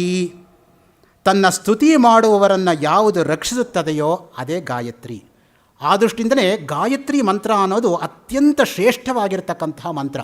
ಅದಕ್ಕೆ ಸರಿಸಮಾನವಾಗಿರ್ತಕ್ಕಂತಹ ಮಂತ್ರವೇ ಇನ್ನೊಂದಿಲ್ಲ ಅಂದರೂ ಕೂಡ ಅತಿಶಯೋಕ್ತಿ ಅಲ್ಲ, ಅಂತಹ ಪರಮ ಪವಿತ್ರವಾಗಿರ್ತಕ್ಕಂಥದ್ದು. ಶಂಕರ ಭಗವತ್ಪಾದಾಚಾರ್ಯರು ಗೀಯತೆ ತತ್ವಂ ಅನಯ ಇತಿ ಗಾಯತ್ರಿ ಎಂಬುದಾಗಿ ಗಾಯತ್ರಿ ಶಬ್ದದ ಲಕ್ಷಣವನ್ನು ತೋರಿಸಿಕೊಟ್ಟಿದ್ದಾರೆ. ಪರಮಪದ ಪ್ರತಿಪಾದಕವೇ ಗಾಯತ್ರಿ. ತದ್ವಿಷ್ಣೋ ಪರಮಂ ಪದಂ ಸದಾ ಪಶ್ಯಂತಿ ಸೂರಯ. ಅದು ನೋಡಿ, ಅದು ಪರಮೋತ್ಕೃಷ್ಟವಾಗಿರ್ತಕ್ಕಂಥ ಪದ. ಅದನ್ನು ಸೂಚಿಸ್ತಕ್ಕಂಥದ್ದು ಯಾವುದಪ್ಪ ಅಂದರೆ ಅದೇ ಗಾಯತ್ರಿ. ಕೃಷ್ಣ ಪರಮಾತ್ಮ ಗೀತೆಯಲ್ಲಿ ಗಾಯತ್ರಿ ಛಂದಸಾಮಹಂ, ಛಂದಸ್ಸುಗಳಲ್ಲೆಲ್ಲ ನಾನೇ ಗಾಯತ್ರಿ ಅಂತ ಹೇಳ್ಕೊಂಡಿದ್ದಾನೆ. ನಮ್ಮಲ್ಲಿ ಪ್ರತಿಯೊಂದಕ್ಕೂ ಕೂಡ ಒಂದೊಂದು ಛಂದಸ್ಸಿದೆ. ಒಂದು ವೇದ ಮಂತ್ರ ಪಠಣ ಮಾಡೋಕ್ಕೆ ಇಂಥ ಋಷಿ ಇಂಥ ಛಂದಸ್ಸು ಅಂತ ಹೇಳೇ ನಾವು ಹೇಳಬೇಕು. ಇಲ್ಲದೆ ಹೋದರೆ ನಾವು ಪರಂಪರೆಗೆ ಮೋಸ ಮಾಡ್ದಂಗಾಗತ್ತೆ, ಪರಂಪರೆಗೆ ನಾವು ಬೆಲೆ ಕೊಡದೇ ಇರೋ ಹಾಗಾಗತ್ತೆ. ಅದಕ್ಕೇ ಪ್ರತಿಯೊಂದಕ್ಕೂ ಕೂಡ ಛಂದಸ್ಸನ್ನು ಹೇಳಬೇಕು, ಋಷಿಯನ್ನು ಹೇಳಬೇಕು, ತದನಂತರವೇ ಮಂತ್ರವನ್ನು ಪಠಣ ಮಾಡಬೇಕು. ಈಗ ನೋಡಿ, ಬೃಹತಿ, ತ್ರಿಷ್ಟುಪ್ ಇದೆಲ್ಲವೂ ಕೂಡ ವೈದಿಕ ಛಂದಸ್ಸುಗಳು. ಲೋಕದಲ್ಲೂ ಕೂಡ ನಮ್ಮಲ್ಲಿ ಅನೇಕ ಛಂದಸ್ಸುಗಳಿದೆ. ಅನುಷ್ಟುಪ್ ಛಂದಸ್ಸಿಂದ ಹಿಡಿದು ಅತ್ಯಂತ ದೊಡ್ಡದಾಗಿರ್ತಕ್ಕಂತಹ 23 ಅಕ್ಷರಕ್ಕೆ ಶಂಕರಾಚಾರ್ಯರು ಬರೆದಿರತಕ್ಕಂಥ ಅಂಬಾಷ್ಟಕದಲ್ಲಿ ಹೇಗೆ ನಿಲ್ಲತ್ತೆ ನೋಡಿ ಆ ಛಂದಸ್ಸು. ಚಟಿ ಭವನ್ ಕಿಲ ಖಿಟಿ ಕದಂಬತರು ವಾಟೀಶುನಾ ಕಿಪಟಲಿ ಕೋಟೀರ ಚಾರುತರ ಕೋಟಿ ಮಣಿ ಕಿರಣ ಕೋಟಿ ಕರಂಬಿತ ಪದ ವಾಟೀಶು ಗುಂದ ಕುಚ ಹಾಟಿ ಕವಿತ್ವ ಪರಿ ಪಾಟಿ ಮಗಾದಿಪಸುತ. ಅಶ್ವಧಾಟಿ ವೃತ್ತ. ಅಶ್ವಧಾಟಿ ವೃತ್ತದ ಮೇಲೆ ಗಣೇಶ್ ಅವರು 100 ಶ್ಲೋಕ ಬರೆದಿದ್ದಾರೆ. ಅಶ್ವಧಾಟಿ ಶತಕಂ ಅಂತ ನೆನಪಿರಲಿ ನಿಮಗೆ. ಏಕೆಂದರೆ ಆಧುನಿಕ ಕಾಲದಲ್ಲಿ ಅಶ್ವಧಾಟಿ ಶತಕದಲ್ಲಿ ಪ್ರಯತ್ನ ಮಾಡಬೇಕಾದ್ರೆ ಸಾಮಾನ್ಯ ಅಲ್ಲ. ಅದು 22 ಅಕ್ಷರ ಇಂಟು 4 ಉಂಟು 88 ಅಕ್ಷರ ಬರುತ್ತೆ ಒಂದೊಂದು ಶ್ಲೋಕಕ್ಕೆ. ಅದು ಆ ವೃತ್ತದ ಮೇಲೆ ಹಿಡಿತ ಹೇಗಿರಬೇಕು ಅನ್ನೋದಕ್ಕೆ ಒಂದೊಂದು ಕೂಡ. ಇಲ್ಲಿ ಗಾಯತ್ರಿ ಛಂದಸಾಮಹಂ, ಛಂದಸ್ಸುಗಳಲ್ಲಿ ನಾನೇ ಗಾಯತ್ರಿ ಅಂತ ಕೃಷ್ಣ ಪರಮಾತ್ಮ ಗೀತೆಯಲ್ಲಿ ಹೇಳ್ಕೊಂಡಿದ್ದಾನೆ. ಮತ್ತು ಛಾಂದೋಗ್ಯೋಪನಿಷತ್ತಲ್ಲಿ ಗಾಯತಿ ಚ ತ್ರಾಯತಿ ಚ ಇತಿ ಗಾಯತ್ರಿ. ಪರತತ್ವವನ್ನು ಬೋಧಿಸ್ತಕ್ಕಂತಹದ್ದೇ ಗಾಯತ್ರಿ. ನೋಡಿ, ತತ್ವ ಅಂದರೆ ತತ್ವಮಸಿ ನಲ್ಲಿರ್ತಕ್ಕಂತಹ ಜೀವಬ್ರಹ್ಮೈಕ್ಯ, ಅದು ಮುಖ್ಯವಾಗಿ ನಮಗೆ ಅರಿವಾಗಬೇಕಾಗಿರ್ತಕ್ಕಂಥದ್ದು. ವ್ಯಾಸ ಸ್ಮೃತಿಯಲ್ಲಿ ಮತ್ತೆ ನಭಿನ್ನಂ ಪ್ರತಿಪದ್ಯೇತ ಗಾಯತ್ರಿ ಬ್ರಹ್ಮಣ ಸಹ ಸಾಹಮಸ್ಮೀತಿ ಉಪಾಸೀತ ವಿಧಿನಾಯೇನ ಕೇನಚಿತ್. ಗಾಯತ್ರಿಯನ್ನು ಬ್ರಹ್ಮನಿಗಿಂತಲೂ ಅಭಿನ್ನ ಎಂಬುದಾಗಿ ಉಪಾಸನೆ ಮಾಡಿ ಅನ್ನೋದು ವ್ಯಾಸ ಸ್ಮೃತಿಯಲ್ಲಿ ಅಪ್ಪಣೆ ಕೊಡಿಸ್ತಾ ಇದೆ. ಅಗ್ನಿಪುರಾಣದಲ್ಲಿ ತತಸ್ಮೃತ್ವಾ ಯಂ ಚೇಯಂ ಗಾಯತ್ರಿ ಸಾವಿತ್ರ್ಯಾಂ ಯಥಾ ಯಥಾ ತಥಾ ಪ್ರಕಾಶನತ್ವಾತ್ ಸವಿತು ವಾಗ್ರೂಪತ್ವಾತ್ ಸರಸ್ವತಿ. ಸೊ ವಾಗ್ರೂಪತ್ವಾತ್ ಸರಸ್ವತಿ. ವಾಕ್ ಅನ್ನೋದು ಮನುಷ್ಯನಿಗೆ ಬರ್ತಕ್ಕಂಥದ್ದೇ ಗಾಯತ್ರಿಯ ಬಲದಿಂದ. ಅದಕ್ಕೆ ನೋಡಿ, ಗಾಯತ್ರೀಮಾವಾಹಯಾಮಿ, ಸಾವಿತ್ರೀಮಾವಾಹಯಾಮಿ, ಸರಸ್ವತೀಮಾವಾಹಯಾಮಿ, ಛಂದರ್ಷೀನಾವಾಹಯಾಮಿ. ಯಾಕೆ ಹೇಳಬೇಕಾಯ್ತದೆ ಇಲ್ಲದೆ ಹೋದರೆ? ಪ್ರತಿಯೊಂದು ಕೂಡ ಯಾರಿಗೆ ಸಮಸ್ತವಾಗಿರ್ತಕ್ಕಂತಹ ಗಾಯತ್ರಿ, ಸಾವಿತ್ರಿ, ಸರಸ್ವತಿ ಒಲಿದಿರ್ತಾಳೋ ಅವಳ ನಾಲಿಗೆ ಮೇಲೆ ಸರಸ್ವತಿ ನಾಟ್ಯ ಆಡ್ತಾಳೆ ಅಂತ ಅದಕ್ಕೆ ಹೇಳ್ತಕ್ಕಂಥದ್ದು. ನಿಜವಾಗಿ ಒಂದು ವಾಕ್ ಶಕ್ತಿ ಎಂಬತಕ್ಕಂಥದ್ದು ಡೆವಲಪ್ ಆಗುತ್ತೆ. 4 ರೀತಿ ವಾಕ್ ಇರತಕ್ಕಂಥದ್ದು. ಚತ್ವಾರಿ ವಾಕ್ ಪರಿಮಿತ ಪದಾನಿ ತಾನಿ ವಿದುರ್ಬ್ರಾಹ್ಮಣಾಯೇ ಮನೀಷಿಣಃ ಗುಹಾ ತ್ರೀಣಿ ನಿಹಿತ ನೇಂಗಯಂತಿ ತುರಿಯಂ ವಾಚೋ ಮನುಷ್ಯ ವದಂತಿ. ಋಗ್ವೇದದಲ್ಲೇ ಬರುತ್ತೆ. ಪರಾಪಶ್ಯಂತಿ, ಮಧ್ಯಮ, ವೈಖರಿ ಅಂತ 4 ರೀತಿ ವಾಕ್. ವೈಖರಿ ವಾಕ್ ಮನುಷ್ಯನಿಗಿರೋದ್ರಿಂದನೇ ಸ್ಪಷ್ಟತೆ ಇರೋದು ಮಾತಾಡೋದ್ರಲ್ಲಿ. ಇವನು ಸ್ಪಷ್ಟತೆ ಕಳ್ಕೊಂಡ್ಬಿಟ್ರೆ ಇವನಿಗೂ ಪ್ರಾಣಿಗಳಿಗೂ ಯಾವ ರೀತಿಯಲ್ಲೂ ವ್ಯತ್ಯಾಸ ಇಲ್ಲ. ಆದ್ದರಿಂದ ಮನುಷ್ಯನನ್ನಾಗಿ ಮಾಡ್ತಕ್ಕಂಥದ್ದೇ ಸಾವಿತ್ರಿ, ಸರಸ್ವತಿ, ಗಾಯತ್ರಿಯ ಶಕ್ತಿ. ಆ ದೃಷ್ಟಿಯಿಂದ ಗಾಯತ್ರಿಯನ್ನು ಯಾರೂ ಕೂಡ ಬಿಡಬಾರ್ದು. 108 ಗಾಯತ್ರಿ ಆದರೂ ಮಾಡಿ, 1008 ಮಾಡೋಕ್ಕಾಗದೆ ಹೋದರೆ ಪ್ರತಿ ದಿನವೂ ಕೂಡ ನಾವು ಗಾಯತ್ರಿ ಜಪ ಮಾಡ್ತಾ ಇರಬೇಕು. ಹಿಂದಿನ ಕಾಲದಲ್ಲಿ ಮಳೆಗಾಲದಲ್ಲಿ ದೀಪ ಇಲ್ಲದೆ ಇರತಕ್ಕಂಥ ಕಾಡಲ್ಲಿ ನಡ್ಕೊಂಡು ಹೋಗೋವಾಗ ಪಾದಚಾರಿಗಳಾಗಿ ದೂರ ದೃಷ್ಟ ಮೃಗಗಳಿಂದ ನಿವಾರಣೆ ಮಾಡ್ಕೊಳ್ಳೋದಕ್ಕೆ ಗಾಯತ್ರಿ ಜಪ ಮಾಡ್ಕೊಂಡು ನಡ್ಕೊಂಡು ಹೋಗ್ತಾ ಇದ್ರು ಅಂತ ನಾನು ಕೇಳಿದ್ದೀನಿ. ಆ ಗಾಯತ್ರಿ ಅನ್ನೋದು ಆ ರೀತಿಯಾಗಿ ಕಾಪಾಡುತ್ತೆ ಪ್ರತಿಯೊಬ್ಬರಿಗೂ ಕೂಡ, ಮನುಷ್ಯರಿಗೆ. ಗಾಯತ್ರಿ ಎಂಬತಕ್ಕಂಥದ್ದು ಪರಮೋತ್ಕೃಷ್ಟವಾದಂಥ ತೇಜಸ್ಸು ಎಂಬುದಾಗಿ ಗೋಪತ ಬ್ರಾಹ್ಮಣ ಅಪ್ಪಣೆ ಕೊಡುತ್ತೆ ನೋಡಿ. ಗಾಯತ್ರೀವ ಭರ್ಗಃ ತೇಜೋ ವೈ ಗಾಯತ್ರಿ. ಅದಕ್ಕೆ ನೋಡಿ, ಗರ್ಭಾಷ್ಟಮೇ ಬ್ರಾಹ್ಮಣಮುಪನಿನೀತ. ನಮ್ಮಲ್ಲಿ ಅದಕ್ಕೆ ಇರೋದು 7 ತುಂಬಿರಬೇಕು, 8 ತುಂಬಿರಬಾರ್ದು. ಆವಾಗ ನೀವು ಆ ವಟುವಿಗೆ ಉಪನಯನ ಮಾಡಿದರೆ ಅವನು ನಡ್ಕೊಂಡು ಬರ್ತಾ ಇದ್ರೆ ಹೆಂಗೆ ಕಾಣುತ್ತೆ ಅಂದರೆ ಅಗ್ನಿರ್ಮಾಣವಕಃ, ಅಗ್ನಿ ಬೆಂಕಿ ಬಂದಂಗೆ ಆಗತ್ತೆ ಅಂತ. ಆ ಅಗ್ನಿ ಅಂದರೆ ಏನು ಅನ್ನೋದನ್ನು ನಾನು ನಾಳೆ ನಿಮ್ಮ ಹತ್ರ ಹಂಚ್ಕೋತೀನಿ. ಮೊದಲನೇ ಋಗ್ವೇದ ಸೂಕ್ತವೇ ಅಗ್ನಿ ಸೂಕ್ತ, ಅದನ್ನು ನಾನು ನಾಳೆ ಹೇಳ್ತೀನಿ. ಏಕೆಂದರೆ ಗಾಯತ್ರಿ ಜಪ ಮಾಡಿ ಅಗ್ನಿ ಸೂಕ್ತ ಹೇಳೋಣ ಅಂತ ನನಗೊಂದು ಆಸೆ ಇತ್ತು. ಅದರಿಂದ ಸವಿತೃ ಸೂಕ್ತದಲ್ಲಿ ಬರ್ತಕ್ಕಂಥ ಗಾಯತ್ರಿಯನ್ನು ಇಟ್ಕೊಂಡು ಆಮೇಲೆ ನಾನು ಅಗ್ನಿಗೆ ಹಿಂದಕ್ಕೆ ಹೋಗ್ತಾ ಇದ್ದೀನಿ. ಅದರಿಂದ ಕ್ಷಮಿಸಬೇಕು, ಅನುಕ್ರಮಣಿ ತಪ್ಪಿಸಿದ್ದಕ್ಕೆ ಗಾಯತ್ರಿ ಮಾತೆ ನನ್ನನ್ನು ಕ್ಷಮಿಸಬೇಕು. ಗಾಯತ್ರೀವಾ ಭರ್ಗಃ ತೇಜೋ ವೈ ಗಾಯತ್ರಿ. ಬೃಹದಾರಣ್ಯಕ ಉಪನಿಷತ್ತಲ್ಲಿ ಗಾಯತ್ರಿ ಜ್ಯೋತಿಷಾಂ ಜ್ಯೋತಿ, ಜ್ಯೋತಿಗಳಲ್ಲಿ ಜ್ಯೋತಿಯೇ ಗಾಯತ್ರಿ ಅನ್ನೋ ಮಾತು ಬರ್ತಾ ಇದೆ. ಪರಮ ಜ್ಯೋತಿರ್ವಿದ್ಯೆಯೇ ಗಾಯತ್ರಿ ಅಂತ ಮತ್ತೆ ನೋಡಿ. ಏವಮೇವ ಏಷ ಸಂಪ್ರಸಾದ ಅಸ್ಮತ್ ಶರೀರ ಸಮುತ್ತಾಯ ಪರಂಜ್ಯೋತಿರೂಪ ಸಂಪ್ರದಾಶ್ರಯೇಣ ರೂಪೇಣ ಅಭಿನಿಷ್ಪದ್ಯತೆ ಗಾಯತ್ರಿ. ಕುಂಡಲಿನ್ಯಾ ಸಮುದ್ಭೂತ ಗಾಯತ್ರಿ ಪ್ರಾಣಧಾರಣಿ. ಯೋಗಚೂಡಾಮಣಿ ಉಪನಿಷತ್ತಲ್ಲಿ ಗಾಯತ್ರಿಯ ಬಗ್ಗೆ ಪ್ರಾಣಧಾರಣೆ ಮಾಡ್ತಕ್ಕಂಥ ಗಾಯತ್ರಿ, ಮೂಲ ಕುಂಡಲಿನಿ ಯೋಗ ಅನ್ನೋದು ವರ್ಣನೆ ಬರ್ತಾ ಇದೆ. ಮತ್ತು ಅಗಸ್ತ್ಯರು ಶ್ರೀವಿದ್ಯಾ ದೀಪಿಕೆಯಲ್ಲೂ ಕೂಡ ಸ್ಪಷ್ಟವಾಗಿ ಹೇಳ್ತಾ ಇದ್ದಾರೆ, ಗಾಯತ್ರಿ ವಿದ್ಯೆ ಶ್ರೀವಿದ್ಯೆಯಲ್ಲಿರ್ತಕ್ಕಂಥ ಪಂಚದಶಿ ಮಂತ್ರ ಗಾಯತ್ರಿ ತತ್ವದಿಂದಲೇ ಬೆಳಕನ್ನು ಕಂಡಿದೆ. ನೋಡಿ, ಶ್ರೀವಿದ್ಯೆ ಅನ್ನೋದು ಶ್ರೀ ಸೂಕ್ತದಲ್ಲಿ ಬರತಕ್ಕಂತಹ ಶ್ರೀ ಅನ್ನೋವಾಗ ಈಂಕಾರ ಎಂಬತಕ್ಕಂಥದ್ದು 24 ಕಡೆ ರಿಪೀಟ್ ಆಗುತ್ತೆ. ನೀವು ಅದನ್ನು ಟೆಕ್ನಿಕಲಾಗಿ ನೋಡಿದ್ರೆ, ಹಿರಣ್ಯವರ್ಣಾಂ ಹರಿಣೀಂ ಸುವರ್ಣರಜತಸ್ರಜಾಂ ಚಂದ್ರಾಂ ಹಿರಣ್ಮಯೀಂ ಲಕ್ಷ್ಮೀಂ ಜಾತವೇದೋ ಮಹಾವಹ ತಾಂ ಮಹಾವಹ ಜಾತವೇದೋ ಲಕ್ಷ್ಮೀಂ ಅನಪಗಾಮಿನೀಂ. ಈ ರೀತಿ ಹೇಳ್ತಾ ಹೋದರೆ 24 ಕಡೆ ಈಂಕಾರ ರಿಪೀಟ್ ಆಗುತ್ತೆ. 3 ಸಲ ಶ್ರೀ ಸೂಕ್ತ ಜಪ ಮಾಡಿದರೆ 72 ಸಲ ಈಂಕಾರ ಹೇಳ್ದಂಗಾಗತ್ತೆ. ಸಂಗೀತದಲ್ಲಿರ್ತಕ್ಕಂಥದ್ದು 72 ಮೂಲ ಮೇಳಕರ್ತ ರಾಗಗಳು. ಅದರಿಂದ ಶ್ರೀ ಸೂಕ್ತ ಸಂಗೀತಕ್ಕೆ ಆಧಾರ. ಮಂತ್ರಶಾಸ್ತ್ರದ ಡೈಮೆನ್ಷನ್ ಇದು. ಗಾಯತ್ರಿ ಮಂತ್ರದಲ್ಲಿರ್ತಕ್ಕಂಥ 24 ಅಕ್ಷರಗಳ ವಿವರಣೆಯೇ ರಾಮಾಯಣದ 24,000 ಶ್ಲೋಕಗಳ ಮೂಲ ಅನ್ನೋದನ್ನು ರಾಮಾಯಣ ಅಂತರಾರ್ಥ ಎಂಬತಕ್ಕಂಥ ಗ್ರಂಥದಲ್ಲಿ ಎಡತೊರೆ ಸುಬ್ರಾಯ ಶರ್ಮರು 1931 ಇಸ್ವಿನಲ್ಲಿ ಮಲ್ಲೇಶ್ವರದ 4ನೇ ಕ್ರಾಸಿನ 32ನೇ ಡೋರ್ ನಂಬರ್ಲಿ ಬರೆದು ಅಚ್ಚಾಗಿರ್ತಕ್ಕಂಥ ಗ್ರಂಥ 75 ವರ್ಷಗಳ ಕಾಲ ಅನ್ಪಬ್ಲಿಷ್ಡ್ ಆಗಿ 4-5 ವರ್ಷಗಳ ಹಿಂದೆ ಗಣಪತಿ ಸಚ್ಚಿದಾನಂದ ಸ್ವಾಮಿಗಳು ಮೈಸೂರಿನಿಂದ ಮತ್ತೆ ರೀಪ್ರಿಂಟ್ ಮಾಡಿರ್ತಕ್ಕಂಥದ್ದು ನಮ್ಮ ಗಮನಕ್ಕೆ ಬರ್ತಾ ಇದೆ. ಆ ದೃಷ್ಟಿಯಿಂದ ನಿಜವಾಗಿರ್ತಕ್ಕಂಥ ಅರ್ಥದಲ್ಲಿ ಆ ಗಾಯತ್ರಿ ಅಂದರೆ ಏನು ಅಂತ ಹೇಳಿದ್ರೆ ಶ್ರೀವಿದ್ಯಾ ಸ್ವರೂಪಿಣಿಯೇ ಗಾಯತ್ರಿ. 3 ಸಂಧ್ಯೆಗಳಲ್ಲೂ ಪ್ರತಿನಿತ್ಯವೂ ಜಪ ಮಾಡಲು ಯೋಗ್ಯವಾಗಿರ್ತಕ್ಕಂಥ ಮಂತ್ರವೇ ಗಾಯತ್ರಿ ಅಂತ ಗಾಯತ್ರಿ ತಂತ್ರ ಅಂತಲೇ ಒಂದು ತಂತ್ರಗ್ರಂಥ ಇದೆ. ಬರೀ ಇದು ಮಾತ್ರ ಅಲ್ಲ, ತಂತ್ರಶಾಸ್ತ್ರದಲ್ಲೂ ಕೂಡ ಗಾಯತ್ರಿಗೆ ತನ್ನದೇ ಆಗಿರತಕ್ಕಂಥ ಒಂದು ಶ್ರೇಷ್ಠವಾಗಿರ್ತಕ್ಕಂತಹ ಮಾತಿದೆ. ವೇದಗಳ ಸಾರ ಸರ್ವಸ್ವವೇ ಗಾಯತ್ರಿ ಅನ್ನೋದು ಕಾವ್ಯಕಂಠ ಗಣಪತಿ ಮುನಿಗಳು, ರಮಣರ ಅಂತೆವಾಸಿಗಳು ತಮ್ಮ ಮಹಾವಿದ್ಯಾ ಎಂಬತಕ್ಕಂತಹ ಗ್ರಂಥದಲ್ಲಿ ಅಪ್ಪಣೆ ಕೊಡಿಸ್ತಾರೆ. ನಿಗಮಾನಾಂ ಸಾರಹ ಆರ್ಷಿ ಗಾಯತ್ರಿ ಸಾವಿತ್ರಿ. ಕಾವ್ಯಕಂಠ ಗಣಪತಿ ಮುನಿಗಳು ಆಶು ಕವಿಗಳು, ಅದಕ್ಕೆ ಅವರಿಗೆ ಕಾವ್ಯಕಂಠ ಅಂತ ಆ ಒಂದು ಬಿರುದು ಬಂದಿದ್ದು. ಗಣಪತಿ ಮುನಿ ಶ್ರೇಷ್ಠರಾಗಿರ್ತಕ್ಕಂಥ ಅವರನ್ನು ಮುದ್ದಿಗೋಸ್ಕರ ನಾಯನ ಅಂತ ಕರೀತಾ ಇದ್ರು ರಮಣರು.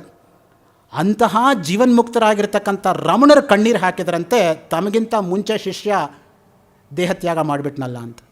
ಯಾತಕ್ಕೆ ಹೇಳ್ತಾ ಇದ್ದೀನಿ ಅಂದರೆ, ಗುರು ಶಿಷ್ಯ ಸಂಬಂಧ ಅನ್ನೋದು ಆ ರೀತಿಯಾಗಿ ನಮ್ಮಲ್ಲಿ ಇದ್ದಿದ್ದು.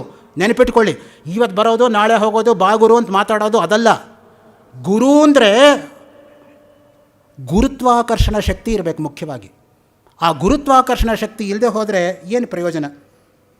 ಅದಕ್ಕೆ ನೋಡಿ, ಮಹಾಭಾರತದಲ್ಲಿ ಒಂದು ಒಳ್ಳೆಯ ಮಾತು, ಗಕಾರದಿಂದ ಆರಂಭವಾಗತಕ್ಕಂಥ 4 ಪದಗಳನ್ನು ಯಾರು ನಿತ್ಯ ಸ್ಮರಣೆ ಮಾಡ್ಕೋತಾರೋ ಅವರಿಗೆ ಪುನರ್ಜನ್ಮ ಇಲ್ಲ ಅನ್ನೋದು ಸಾಕ್ಷಾತ್ ಮಹಾಭಾರತದ ವಾಣಿ.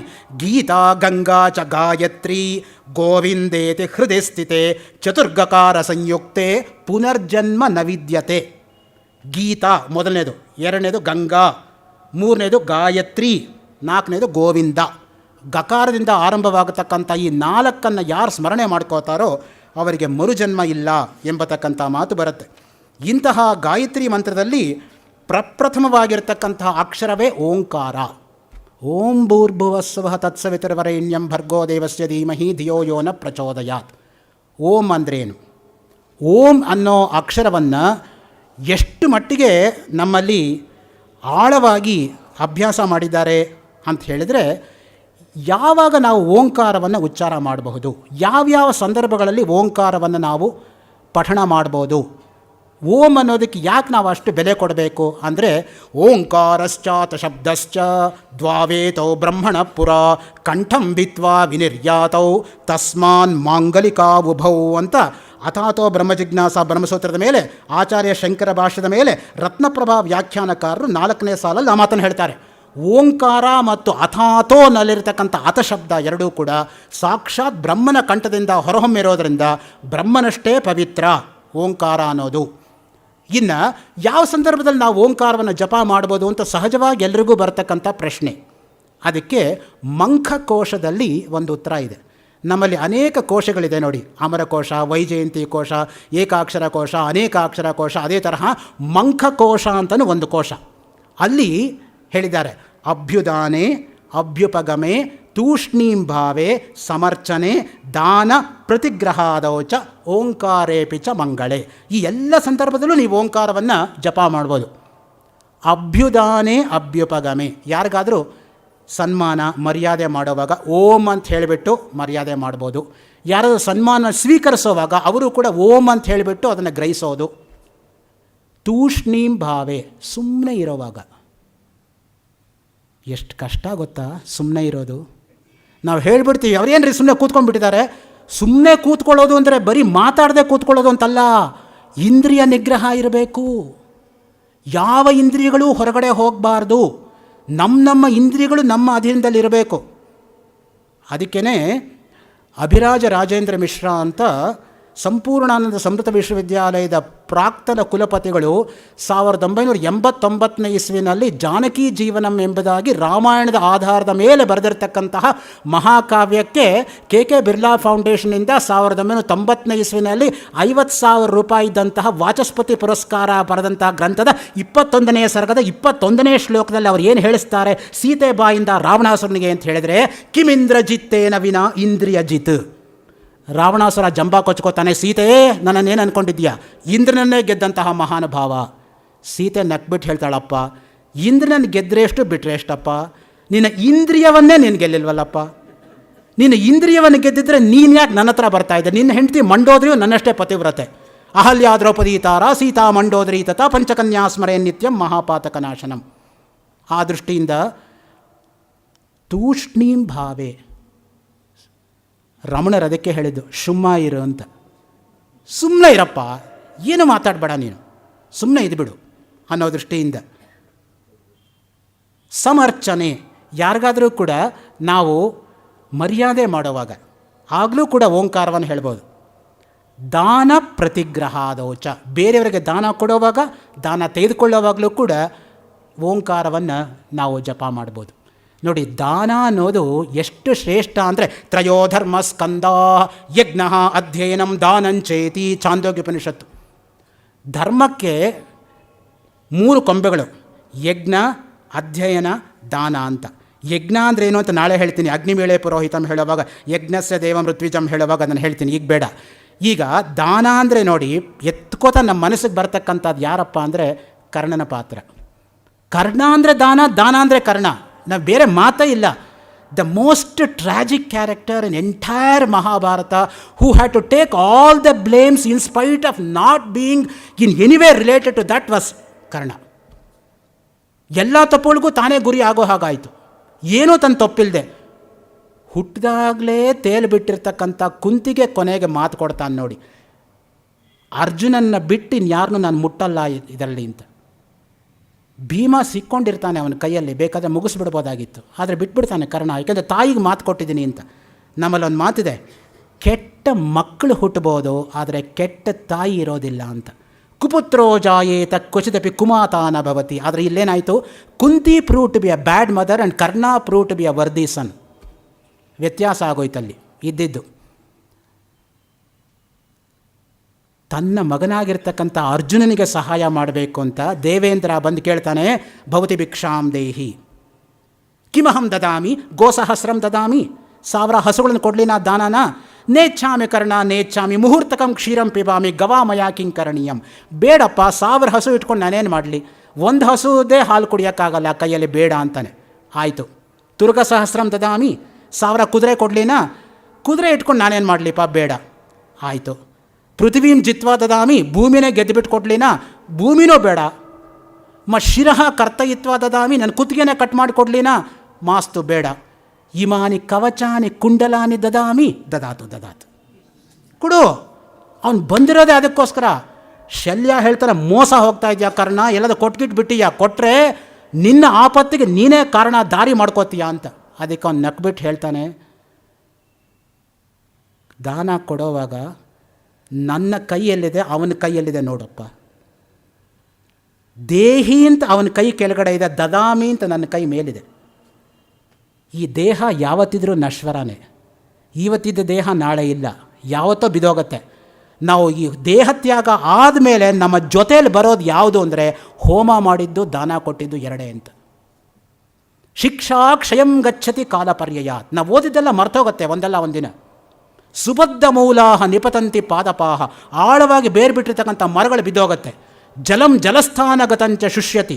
ನೀರು ಉಗಮ ಸ್ಥಾನದಿಂದ ಬತ್ತಿ ಹೋಗುತ್ತೆ. ಆದರೆ ಹುತಂಚ ದತ್ತಂಚ ತಥೈವ ತಿಷ್ಠತಿ. ಹೋಮ ಮಾಡಿದ್ದು, ದಾನ ಕೊಟ್ಟಿದ್ದು ಯಾವತ್ತೂ ನಮ್ಮ ಹಿಂದೆ ಬರುತ್ತೆ ಅಂತ. ಅದಕ್ಕೆ ದಾನಕ್ಕೆ ನಾವು ಅಷ್ಟು ಬೆಲೆ ಕೊಡ್ತಾ ಇದ್ದಿದ್ದು. ಶ್ರದ್ಧಯ ದೇಯಂ ಅಶ್ರದ್ಧಯ ಅದೇಯಂ ಶ್ರಿಯ ದೇಯಂ ಭಿಯ ದೇಯಂ ಸಂವಿದ ದೇಯಂ. ಯಾತಕ್ಕೆ ಬಂತು ಆ ಮಾತುಗಳೆಲ್ಲ? ಶ್ರದ್ಧೆಯಿಂದ ಕೊಡು ದಾನ. ಶ್ರದ್ಧೆ ಇಲ್ಲದೆ ಏನೂ ಕೊಡೋಕ್ಕೆ ಹೋಗಬೇಡ. ನಾವೊಂದು ಜವಳಿ ಅಂಗಡಿಗೆ ಹೋದರೆ ಯಜಮಾನ ಏನು ಕೇಳ್ತಾನೆ ಪ್ರಶ್ನೆ? ಉಡೋ ಬಟ್ಟೆನಾ ಕೊಡೋ ಬಟ್ಟೆನಾ ಅಂತ ಕೇಳ್ತಾನೆ. ಎಷ್ಟು ಬೇಜಾರಾಗುತ್ತೆ ಗೊತ್ತಾ ಮನಸ್ಸಿಗೆ. ತೆಗೆದ ರಪ್ಪ ಅಂತ ಕಪಾಳಕ್ಕೆ ಅವನು ಕೊಡೋಣ ಅಂತ ಅನ್ಸುತ್ತಾ ಇಲ್ವೋ? ಏನು ಕೊಡೋ ಬಟ್ಟೆನ ಅಂದರೆ ನಿಕೃಷ್ಟವಾಗಿರೋದು ಕೊಡಬೇಕು ಅಂತಾನ? ನೀವು ಪಂಚ ದಾನ ಕೊಟ್ಟರೆ ಒಂದು ಸಲ ನೀರಿಗೆ ಹಾಕಿದ್ರೆ ಟವಲ್ ಹಾಕಬೇಕಾ? ಟವಲ್ ದಾನ ಕೊಟ್ಟರೆ ಖರ್ಚೀಫ್ ಹಾಕಬೇಕಾ? ಏನು ಅರ್ಥ? ಉಡೋ ಬಟ್ಟೆನಾ ಕೊಡೋ ಬಟ್ಟೆನಾ ಅಂದರೆ ನಾನು ಹಾಕ್ಕೊಳ್ಳೋದಕ್ಕಿಂತ ಒಳ್ಳೇದು ನಾನು ತೆಗೆದು ಕೊಡಬೇಕು ದಾನ. ಇಲ್ಲದೇ ಕೊಡಲೇಬೇಡ. ಅವನು ಭಿಕ್ಷುಕ ಅಲ್ಲ ಬಂದು ಕೇಳ್ತಾ ಇರೋದು. ನೀನು ನಿನ್ನ ಸದ್ಗತಿಗೋಸ್ಕರ ನೀನು ಕೊಡ್ತಾ ಇರೋದು. ಹೋಮ ಮಾಡೋದು ವೈಜ್ಞಾನಿಕ, ಅವೈಜ್ಞಾನಿಕ ಅಂತ ಮಾತ್ರ ಯಾರು ಅನ್ಕೋಬೇಡಿ. ಏಕೆಂದರೆ ಆ ಹೋಮ ಧೂಮ ಎಂಬತಕ್ಕಂಥದ್ದು ವಾತಾವರಣದ ಜೊತೆಗೆ ಸೇರಿಕೊಂಡಾಗ ಕಲುಷಿತವಾಗಿರ್ತಕ್ಕಂಥ ವಾತಾವರಣ ನಿರ್ಮಲ ಆಗತ್ತೆ ಅನ್ನೋದನ್ನು ಆಧುನಿಕ ವಿಜ್ಞಾನಿಗಳು ಒಪ್ಕೊಂಡಿರೋ ಮಾತದು, ಬೇರೆ ಮಾತಲ್ಲ. ಶೃಂಗೇರಿ ಜಗದ್ಗುರುಗಳು ಹೇಳಿರ್ತಕ್ಕಂಥ ಒಂದು ಮಾತನ್ನು ನಿಮಗೆ ಹೇಳ್ತೀನಿ. ಹೋಮ ಏನೋ ಮಾಡ್ತೀರಪ್ಪ, ಕೂಲಿಂಗ್ ಗ್ಲಾಸ್ ಹಾಕ್ಕೊಂಡು ಹೋಮ ಮಾಡೋದು, ಬೀಸಣಿಗೆಯಲ್ಲಿ ಬೀಸ್ಕೊಂಡು ಹೋಮ ಮಾಡೋದು ಮಾಡಬೇಡಿಪ್ಪ. ಆ ಹೋಮ ಧೂಮ ಅನ್ನೋದು ಇಲ್ಲಿ ತನಕ ಬರುತ್ತೆ, ನೀವು ಪಕ್ಕಕ್ಕೆ ಹಿಂಗೆ ತಳ್ಳಿಬಿಡ್ತೀರಪ್ಪ ಪುಣ್ಯನೆಲ್ಲನೂ ಆ ಬೀಸಣಿಗೆಯಲ್ಲಿ. ಒಂದು ಕ್ಷಣ ನಿಮಗೆ ತೊಂದರೆ ಆಗುತ್ತೆ ಸಹಜ. ಯಾವಾಗ ಹೋಮ ಧೂಮ ಕಣ್ಣಿಗೆ ಆವರಿಸ್ಕೊಳ್ಳುತ್ತೋ ಅವಾಗ ಕಣ್ಣು ಕೆಂಪಾಗತ್ತೆ, ಕಣ್ಣಲ್ಲಿ ನೀರು ಬರುತ್ತೆ, ಎಲ್ಲ ಒಪ್ಕೋತೀನಿ. ಆದರೆ ಶಾಶ್ವತವಾಗಿರ್ತಕ್ಕಂತಹ ನಿಮಗೆ ಸದ್ಗತಿ ಬೇಕಾದರೆ ಕ್ಷಣಿಕವಾಗಿರ್ತಕ್ಕಂಥ ತೊಂದರೆ ನೀವು ಸಹಿಸ್ಕೋಬೇಕು. ಇಲ್ಲದೆ ನಿಮಗೆ ಅದು ಸಿಗೋದಿಲ್ಲ. ಹಾಗೆ ಕೂಲಿಂಗ್ ಗ್ಲಾಸ್ ಹಾಕ್ಕೊಂಡು ಮಾಡೋವಾಗ ಇಲ್ಲಿ ತನಕ ಪುಣ್ಯ ಬರುತ್ತೆ, ಅದು ಇದು ಟಚ್ ಆಗುತ್ತೆ, ಅಲ್ಲಿಗೆ ಹೊಟ್ಟೋಗುತ್ತೆ. ಹಾಗೆ ಮಾಡಬೇಡಿ ಅನ್ನೋ ದೃಷ್ಟಿಯಿಂದ ಶ್ರದ್ಧೆಯ ದೇಯಂ ಅಶ್ರದ್ಧೆಯ ಅದೇಯಂ. ನೋಡಿ, ವೇದ ಎರಡೂ ಹೇಳ್ತಾ ಇದೆ, ಇದನ್ನು ಮಾಡು ಇದನ್ನು ಮಾಡಬೇಡ ಎರಡೂ ಹೇಳುತ್ತೆ. ಬರೀ ಇದನ್ನು ಮಾಡು ಅಂತ ಮಾತ್ರ ಹೇಳಿಬಿಟ್ಬಿಟ್ರೆ ಏನು ಮಾಡಬಾರ್ದೋ ಅದರ ಬಗ್ಗೆ ನಮಗೆ ಸಂದೇಹ ಉಂಟಾಗತ್ತೆ. ನಿಕೃಷ್ಟವಾಗಿ, ನಿಷ್ಕೃಷ್ಟವಾಗಿ, ನಿರ್ದುಷ್ಟವಾಗಿ ಇದಮಿತ್ತಂ ಅಂತ ಸ್ಪಷ್ಟವಾಗಿ ಹೇಳೋದ್ರಿಂದನೇ ವೇದ ಎಂಬತಕ್ಕಂಥದ್ದು ನಮ್ಮಲ್ಲಿರ್ತಕ್ಕಂಥದ್ದು. ದಾನ ಪ್ರತಿಗ್ರಹಾದೋಚ, ದಾನವನ್ನು ಸ್ವೀಕರಿಸುವಾಗ ಕೂಡ ಅಷ್ಟೇ ಶ್ರೇಷ್ಠವಾಗಿರ್ತಕ್ಕಂಥದ್ದು. ಅನ್ನದಾನ ಮಹಾಶ್ರೇಷ್ಠವಾಗಿರೋ ದಾನ, ಯಾರೂ ಇಲ್ಲ ಅನ್ನಲಿಲ್ಲ. ಆದರೆ ಅನ್ನದಾನಕ್ಕಿಂತ ದೊಡ್ಡ ದಾನ ವಿದ್ಯಾದಾನ ಇದೆ ನಮ್ಮಲ್ಲಿ. ಅನ್ನದಾನಂ ಮಹಾದಾನಂ, ವಿದ್ಯಾದಾನಂ ಅತಃಪರಂ, ಅನ್ನೇನ ಕ್ಷಣಿಕಾ ತೃಪ್ತಿ ಯಾವಜ್ಜೀವಂಚ ವಿದ್ಯೆಯ. ಅದಕ್ಕೆ ಒಂದು ಅಕ್ಷರ ಕಲಿಸ್ಕೊಟ್ಟವರು ಗುರುವೇ. ಯಾರು ಒಂದು ಅಕ್ಷರ ಕಲಿಸ್ಕೊಟ್ಟ ಗುರುವನ್ನು ಸ್ಮರಿಸ್ಕೊಳ್ಳೋದಿಲ್ವೋ ಅವ್ರು 100 ನಾಯಿ ಜನ್ಮ ಎತ್ತಿ ಕೊನೆಗೆ ಚಂಡಾಲ್ನಾಗ ಹುಟ್ಟುತ್ತಾನೆ ಅಂತ ಪ್ರಾಯಶ್ಚಿತ್ತ. ಏಕಾಕ್ಷರ ಪ್ರದಾತಾರಂ ಯೋಗುರುಂ ನಾಭಿನಂದತಿ ಶ್ವಾನಯೋನಿಂ ಶತಂ ಭುಂಕ್ತ್ವಾ ಚಾಂಡಾಲೇಶು ಅಭಿಜಾಯತೆ ಅಂತ. ಈ ದೃಷ್ಟಿಯಿಂದ ಈ ಓಂಕಾರದಲ್ಲಿ ಇರತಕ್ಕಂತಹ ಪ್ರಧಾನವಾಗಿ 3 ಅಕ್ಷರ ಆ, ವು ಮತ್ತು ಮ. ಅಕಾರ ಅಂದರೆ ಋಗ್ವೇದ, ಉಕಾರ ಅಂದರೆ ಯಜುರ್ವೇದ, ಮಕಾರ ಅಂದರೆ ಸಾಮವೇದ. 3 ವೇದಗಳು ಕೂಡ ಓಮಲ್ಲೇ ಅಕ್ಷರದಲ್ಲೇ ಇದೆ ಅನ್ನೋದಕ್ಕೆ ಒಂದು ಅರ್ಥ ಇದು. ಎರಡನೇದು, ಅಕಾರ ಅಂದರೆ ಜಾಗೃತ ಸ್ಥಿತಿ, ಉಕಾರ ಅಂದರೆ ಸ್ವಪ್ನ ಸ್ಥಿತಿ, ಮಕಾರ ಅಂದರೆ ಸುಷುಪ್ತ ಸ್ಥಿತಿ ಓಂಕಾರದಲ್ಲಿರೋದು. ನಮ್ಮೆಲ್ರಿಗೂ ಅನುಭವ ಬರ್ತಾ ಇದೆ. ಈಗ ನಾವು ಜಾಗೃತಲ್ಲಿದ್ದೀವಿ, ನಿದ್ದೆ ಮಾಡಿದಾಗ ಸ್ವಪ್ನ ಬೀಳುತ್ತೆ, ಸ್ವಪ್ನ ಕಾಣ್ತೀವಿ, ಮತ್ತು ಸುಷುಪ್ತಿ ಗಾಢ ನಿದ್ರಾವಸ್ಥೆ. ಅದು 2 ನಿಮಿಷ ಇರ್ಬೋದು ಅಥವಾ 2 ಗಂಟೆ ಇರ್ಬೋದು. ಆದರೆ ಪ್ರತಿಯೊಬ್ಬರು ಬೆಳಗ್ಗೆ ಎದ್ಮೇಲೆ ಏನು ಹೇಳ್ತಾರೆ, ನಾನು ಚೆನ್ನಾಗಿ ನಿದ್ದೆ ಮಾಡಿದೆ, ನನಗೇನೋ ಗೊತ್ತಾಗಲಿಲ್ಲ. ಅದಕ್ಕೆ ನೋಡಿ, ಸುಷುಪ್ತಿ ಸತ್ಯವೇ ಹೊರತು ಸ್ವಪ್ನ ಸತ್ಯವಲ್ಲ. ಸ್ವಪ್ನ ಅನ್ನೋದು ಯಾವಾಗಲೂ ಕೂಡ ನೋಡೋ ತನಕ ಸತ್ಯವೇ ಹೊರತು ಬೆಳಗ್ಗೆ ಎದ್ಮೇಲೆ ಸುಳ್ಳು ಅಂತ ನಮಗೆ ಗೊತ್ತಾಗತ್ತೆ. ತಿರುಕನ ಕನಸು ನಮಗೆಲ್ಲ ಗೊತ್ತೇ ಇದೆ. ತಿರುಕನವರ 100 ಮುಂದೆ ಮುರುಕು ಧರ್ಮಶಾಲೆಯಲ್ಲಿ ರಾತ್ರಿ ತಂದು ಕೂಳನ್ನು ಒದ್ಕೊಂಡ್ಬಿಟ್ಟು ಬೆಳಗ್ಗೆ ತಿರುಪೆ ಎತ್ತೋದೇ ಗ್ಯಾರಂಟಿ. ಮತ್ತೆ ಇಬ್ಬರು ಒಂದೇ ಹಾಸಿಗೆಯಲ್ಲಿ ಮಲ್ಕೊಂಡು ನಿದ್ದೆ ಮಾಡ್ಬೋದು, ಆದರೆ ಏಕಕಾಲದಲ್ಲಿ ಇಬ್ಬರಿಗೂ ಒಂದೇ ಸ್ವಪ್ನ ಬೀಳಲ್ಲ ಅಂತ ಅದಕ್ಕೆ ರಾಧಾಕೃಷ್ಣನ್ ಬರೆಯೋದು history of Indian philosophy volume 2 page 442 paragraph 2 line 3ನಲ್ಲಿ. 2 people can sleep in the same bed but they cannot get the same dream at the same time. ಏಕಕಾಲದಲ್ಲಿ ಒಂದೇ ಸ್ವಪ್ನ ಬೀಳಲ್ಲ. ಅವ್ರ ಸ್ವಪ್ನವೇ ಬೇರೆ, ಇವ್ರ ಸ್ವಪ್ನವೇ ಬೇರೆ. ಸ್ವಪ್ನದಲ್ಲಿ ಮಾತಾಡೋದು, ಸ್ವಪ್ನದಲ್ಲಿ ನಡೆಯೋದು, ಮಾತಾಡೋದು ನಡೆಯೋದು ಎರಡೂ ಮಾಡೋದು ಎಲ್ಲ ಆಗುತ್ತೆ. ಪಾರ್ವತಿ ಲೋಕಮಾತೆಗೇನೆ ಅದನ್ನು ಬಿಡಲಿಲ್ಲ ಅಂತ ಆದಾಗ ನಮಗೆ ಬಿಡತ್ತಾ? ಕಾಳಿದಾಸ ವರ್ಣನೆ ಮಾಡ್ತಾನೆ ಕುಮಾರ ಸಂಭವದಲ್ಲಿ, ಹೇ ನೀಲಕಂಠ ವ್ರಜಸೀತಿ ಅಲಕ್ಷವಾಗ ಅಸತ್ಯ ಕಂಠಾರ್ಪಿತ ಬಾಹುಬಂಧನ. ಏ ನೀಲಕಂಠ ಎಲ್ಲಿದೆಯಾ ಅಂತ 2 ಕೈಯನ್ನು ಬಾಚಿದೆ ತಬ್ಕೊಳ್ಳೋಕ್ಕೆ, ಕಂಠವೇ ಇಲ್ಲ, ನೀಲಕಂಠ ಎಲ್ಲ ಬಂತು.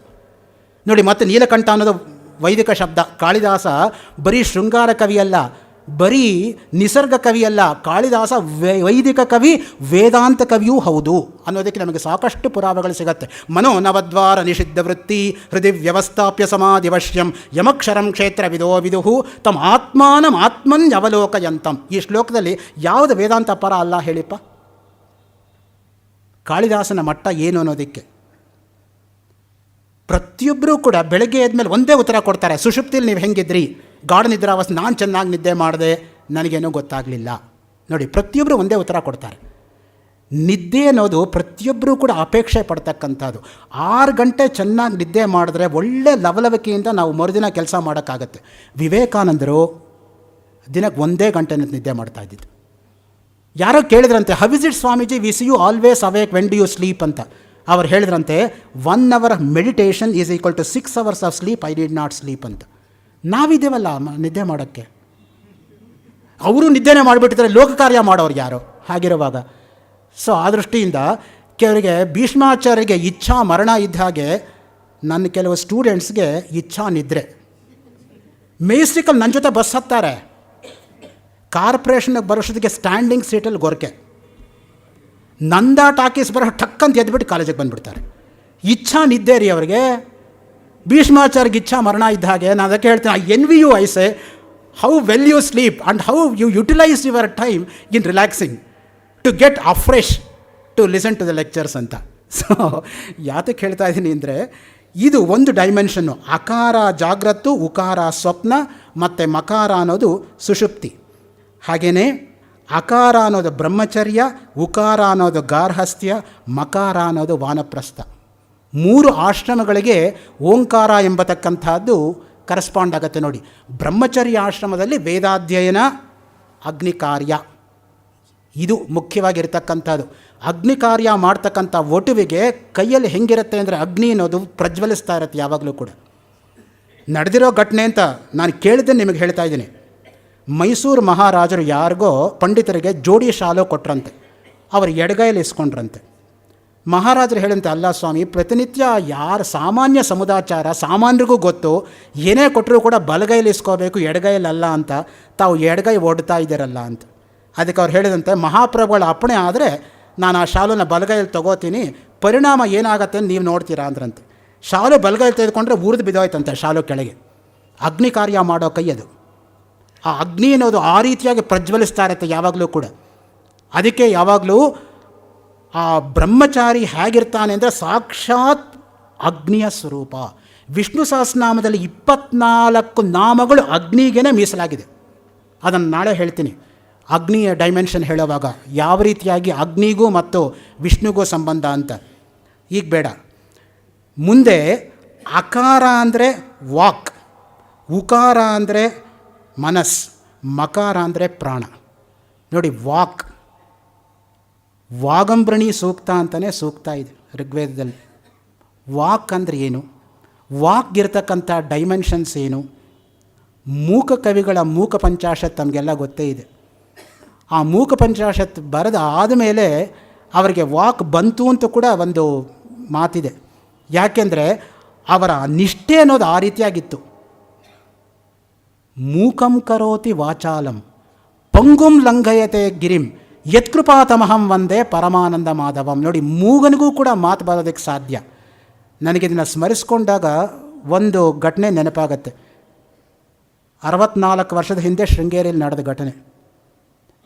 ಒಬ್ಬ ತರ್ಕಶಾಸ್ತ್ರ ವಿದ್ವಾಂಸರು ಇವತ್ತು ಸ್ವಾಮಿಗಳನ್ನು ತರ್ಕದಲ್ಲಿ ಸೋಲಿಸಿಬಿಡ್ತೀವಿ ಅಂತ ಅಹಂಕಾರದಿಂದ ಬಂದು ನಿಂತ್ಕೊಂಡ್ರಂತೆ. ಚಂದ್ರಶೇಖರ ಭಾರತಿ ಮಹಾಸ್ವಾಮಿಗಳು ಶಾರದೆ ಸನ್ನಿಧಾನದಲ್ಲಿ ಪೂಜೆ ಮಾಡ್ತಾಯಿದ್ದಾರೆ. ಅಲ್ಲೊಬ್ಬ ಮೂಕ ನಿಂತಿದ್ದಂತೆ, ಜನ್ಮೇಪಿ ಅವನು ಮಾತಾಡಿಲ್ಲ, ಮಾತು ಬರಲ್ಲ. ಸ್ವಾಮಿಗಳು ಸುಮ್ಮನೆ ಅವನನ್ನು ನೋಡಿದ್ರಂತೆ. ಅವನು ಮಾತಾಡಿದ ಮಾತ್ರ ಅಲ್ಲ, ತರ್ಕಶಾಸ್ತ್ರ ಪಾಂಡಿತ್ಯವನ್ನು ಗಳಿಸ್ಕೊಂಡು ಆ ತರ್ಕಶಾಸ್ತ್ರ ವಿದ್ವಾಂಸರಿಗೆ ಏನೂ ಗೊತ್ತಿಲ್ಲ ಅಂತ ಓಡಿಸಿದ್ನಂತೆ ಆಚೆಗೆ. ಆ ಶಕ್ತಿ ಇದ್ದರೆ ಅದು ನಿಜವಾದಂಥ ಅರ್ಥದಲ್ಲಿ ವಾಕ್ ಅಂದರೆ ಆ ತರಹ ಇರಬೇಕು.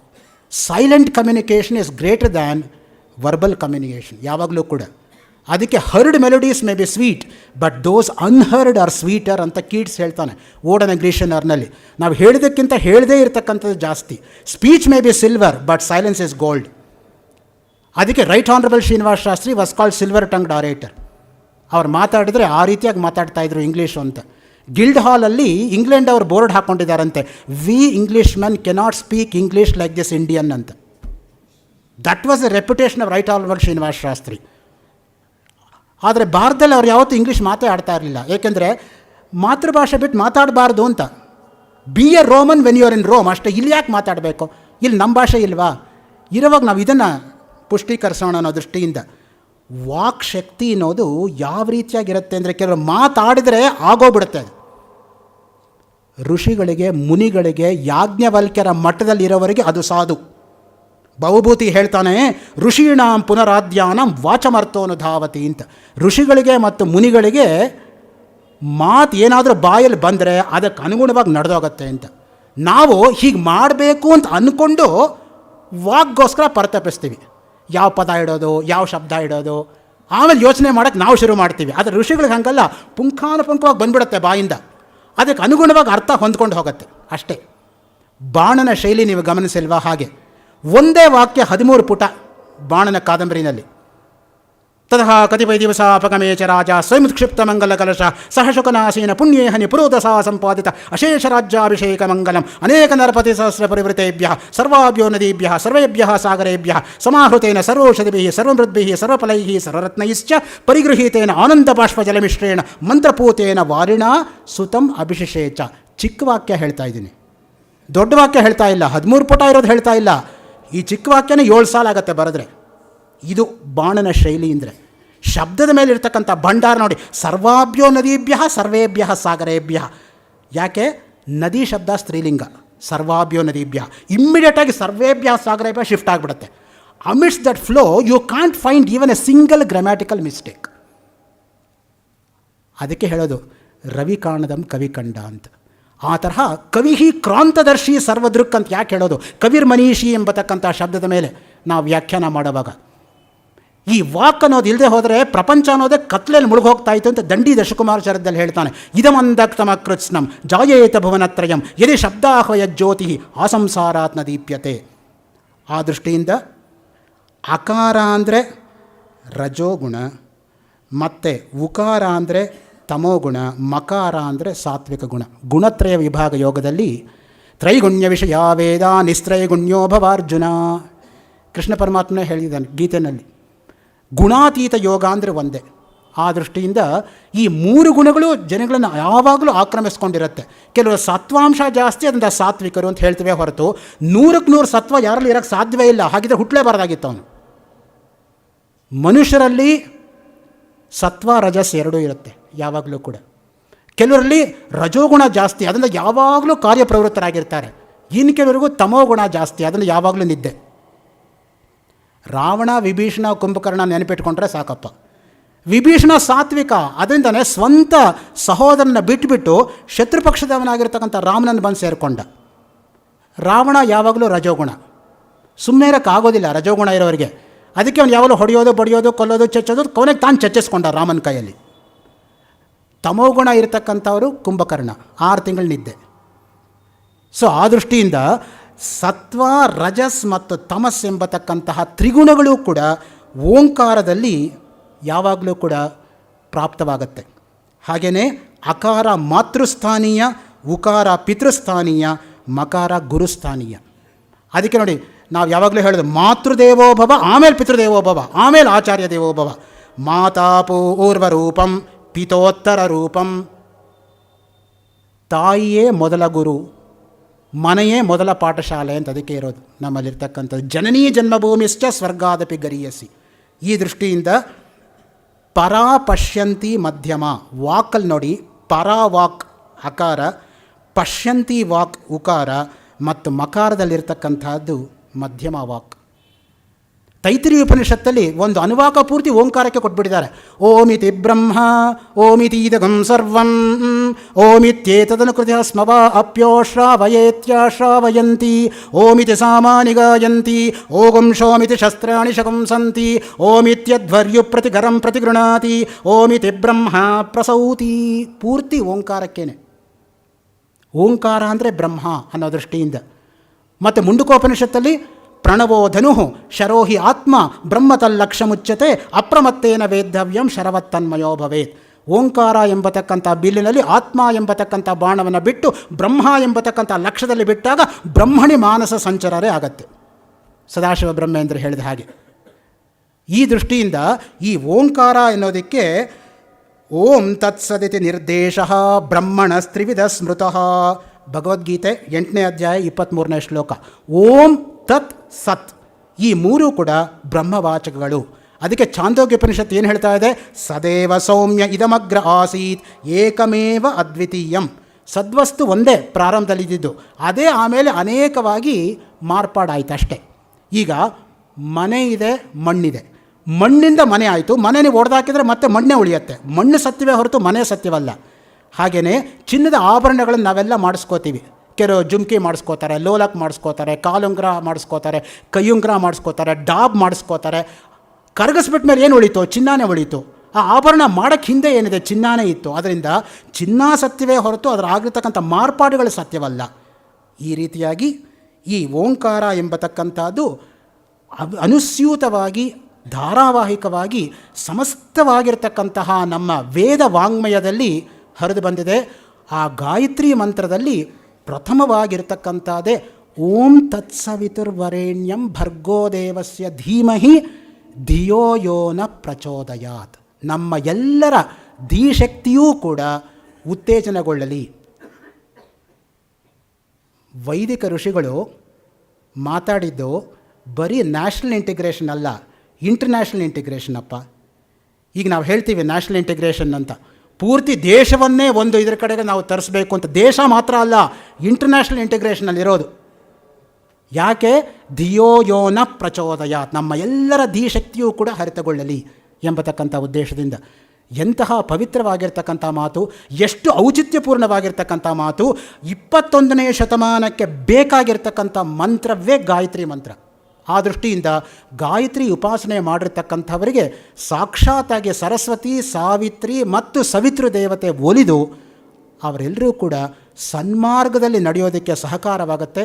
ಅಂತಹ ಸನ್ಮತಿಯನ್ನು, ಸದ್ಬುದ್ಧಿಯನ್ನು, ಸತ್ಸಹವಾಸವನ್ನು, ಸತ್ಸಂಗವನ್ನು, ಸತ್ಸಹವಾಸವನ್ನು, ಸತ್ಸಾಮೀಪ್ಯವನ್ನು ಒದಗಿಸಿಕೊಟ್ಟಿರ್ತಕ್ಕಂತಹ ಶುಕ್ಲ ಯಜುರ್ವೇದ ಟ್ರಸ್ಟ್ ಹಾಗೂ ಗೋಖಲೆ ಸಾರ್ವಜನಿಕ ಸಂಸ್ಥೆ ಎರಡೂ ಸಂಯುಕ್ತ ಆಶ್ರಯ ಇರತಕ್ಕಂಥ ಈ ಸಂಸ್ಥೆಯ ಈ ಪ್ರಾಯೋಜಿತವಾಗಿರ್ತಕ್ಕಂತಹ ಕೆಲವು ವೇದ ಸೂಕ್ತಗಳು ಎಂಬತಕ್ಕಂತಹ ಈ 3 ದಿನಗಳ ಉಪನ್ಯಾಸ ಮಾಲೆಯ ಮೊದಲನೇ ದಿನದ ಉಪನ್ಯಾಸ ಮಾಲೆಯಲ್ಲಿ ಕೇವಲ ಸವಿತೃ ಸೂಕ್ತದ 2-3 ಅಂಶಗಳನ್ನು ಮಾತ್ರ ತೆರೆದಿರ್ತಕ್ಕಂಥ ಪ್ರಾಮಾಣಿಕ ಪ್ರಯತ್ನವನ್ನು ತಮ್ಮ ಮುಂದೆ ಮಾಡಿದ್ದೀನಿ. ಇದರಲ್ಲಿ ಏನಾದರೂ ಗ್ರಾಹ್ಯವಾಗಿರ್ತಕ್ಕಂಥ ವಿಷಯ ಇದ್ದರೆ ಮಾತ್ರ ಅದನ್ನು ಸ್ವೀಕರಿಸಿ, ಇಲ್ಲದೆ ಹೋದರೆ ಮಿಕ್ಕಿದನ್ನು ಬಿಟ್ಟು ತಾವು ಹಿರಿಯರು ನನ್ನನ್ನು ಆಶೀರ್ವದಿಸಬೇಕು ಎಂಬುದಾಗಿ ಪ್ರಾರ್ಥಿಸಿಕೊಂಡು ಮೊದಲನೇ ದಿನದ ಉಪನ್ಯಾಸವನ್ನು ಇಲ್ಲಿಗೆ ನಿಲ್ಲಿಸ್ಕೋತಾ ಇದ್ದೀನಿ. ಓಂ ಶಾಂತಿ ಶಾಂತಿ ಶಾಂತಿ. ಶ್ರೀ ಗಾಯತ್ರಿ ಸಮರ್ಪಣಮಸ್ತು.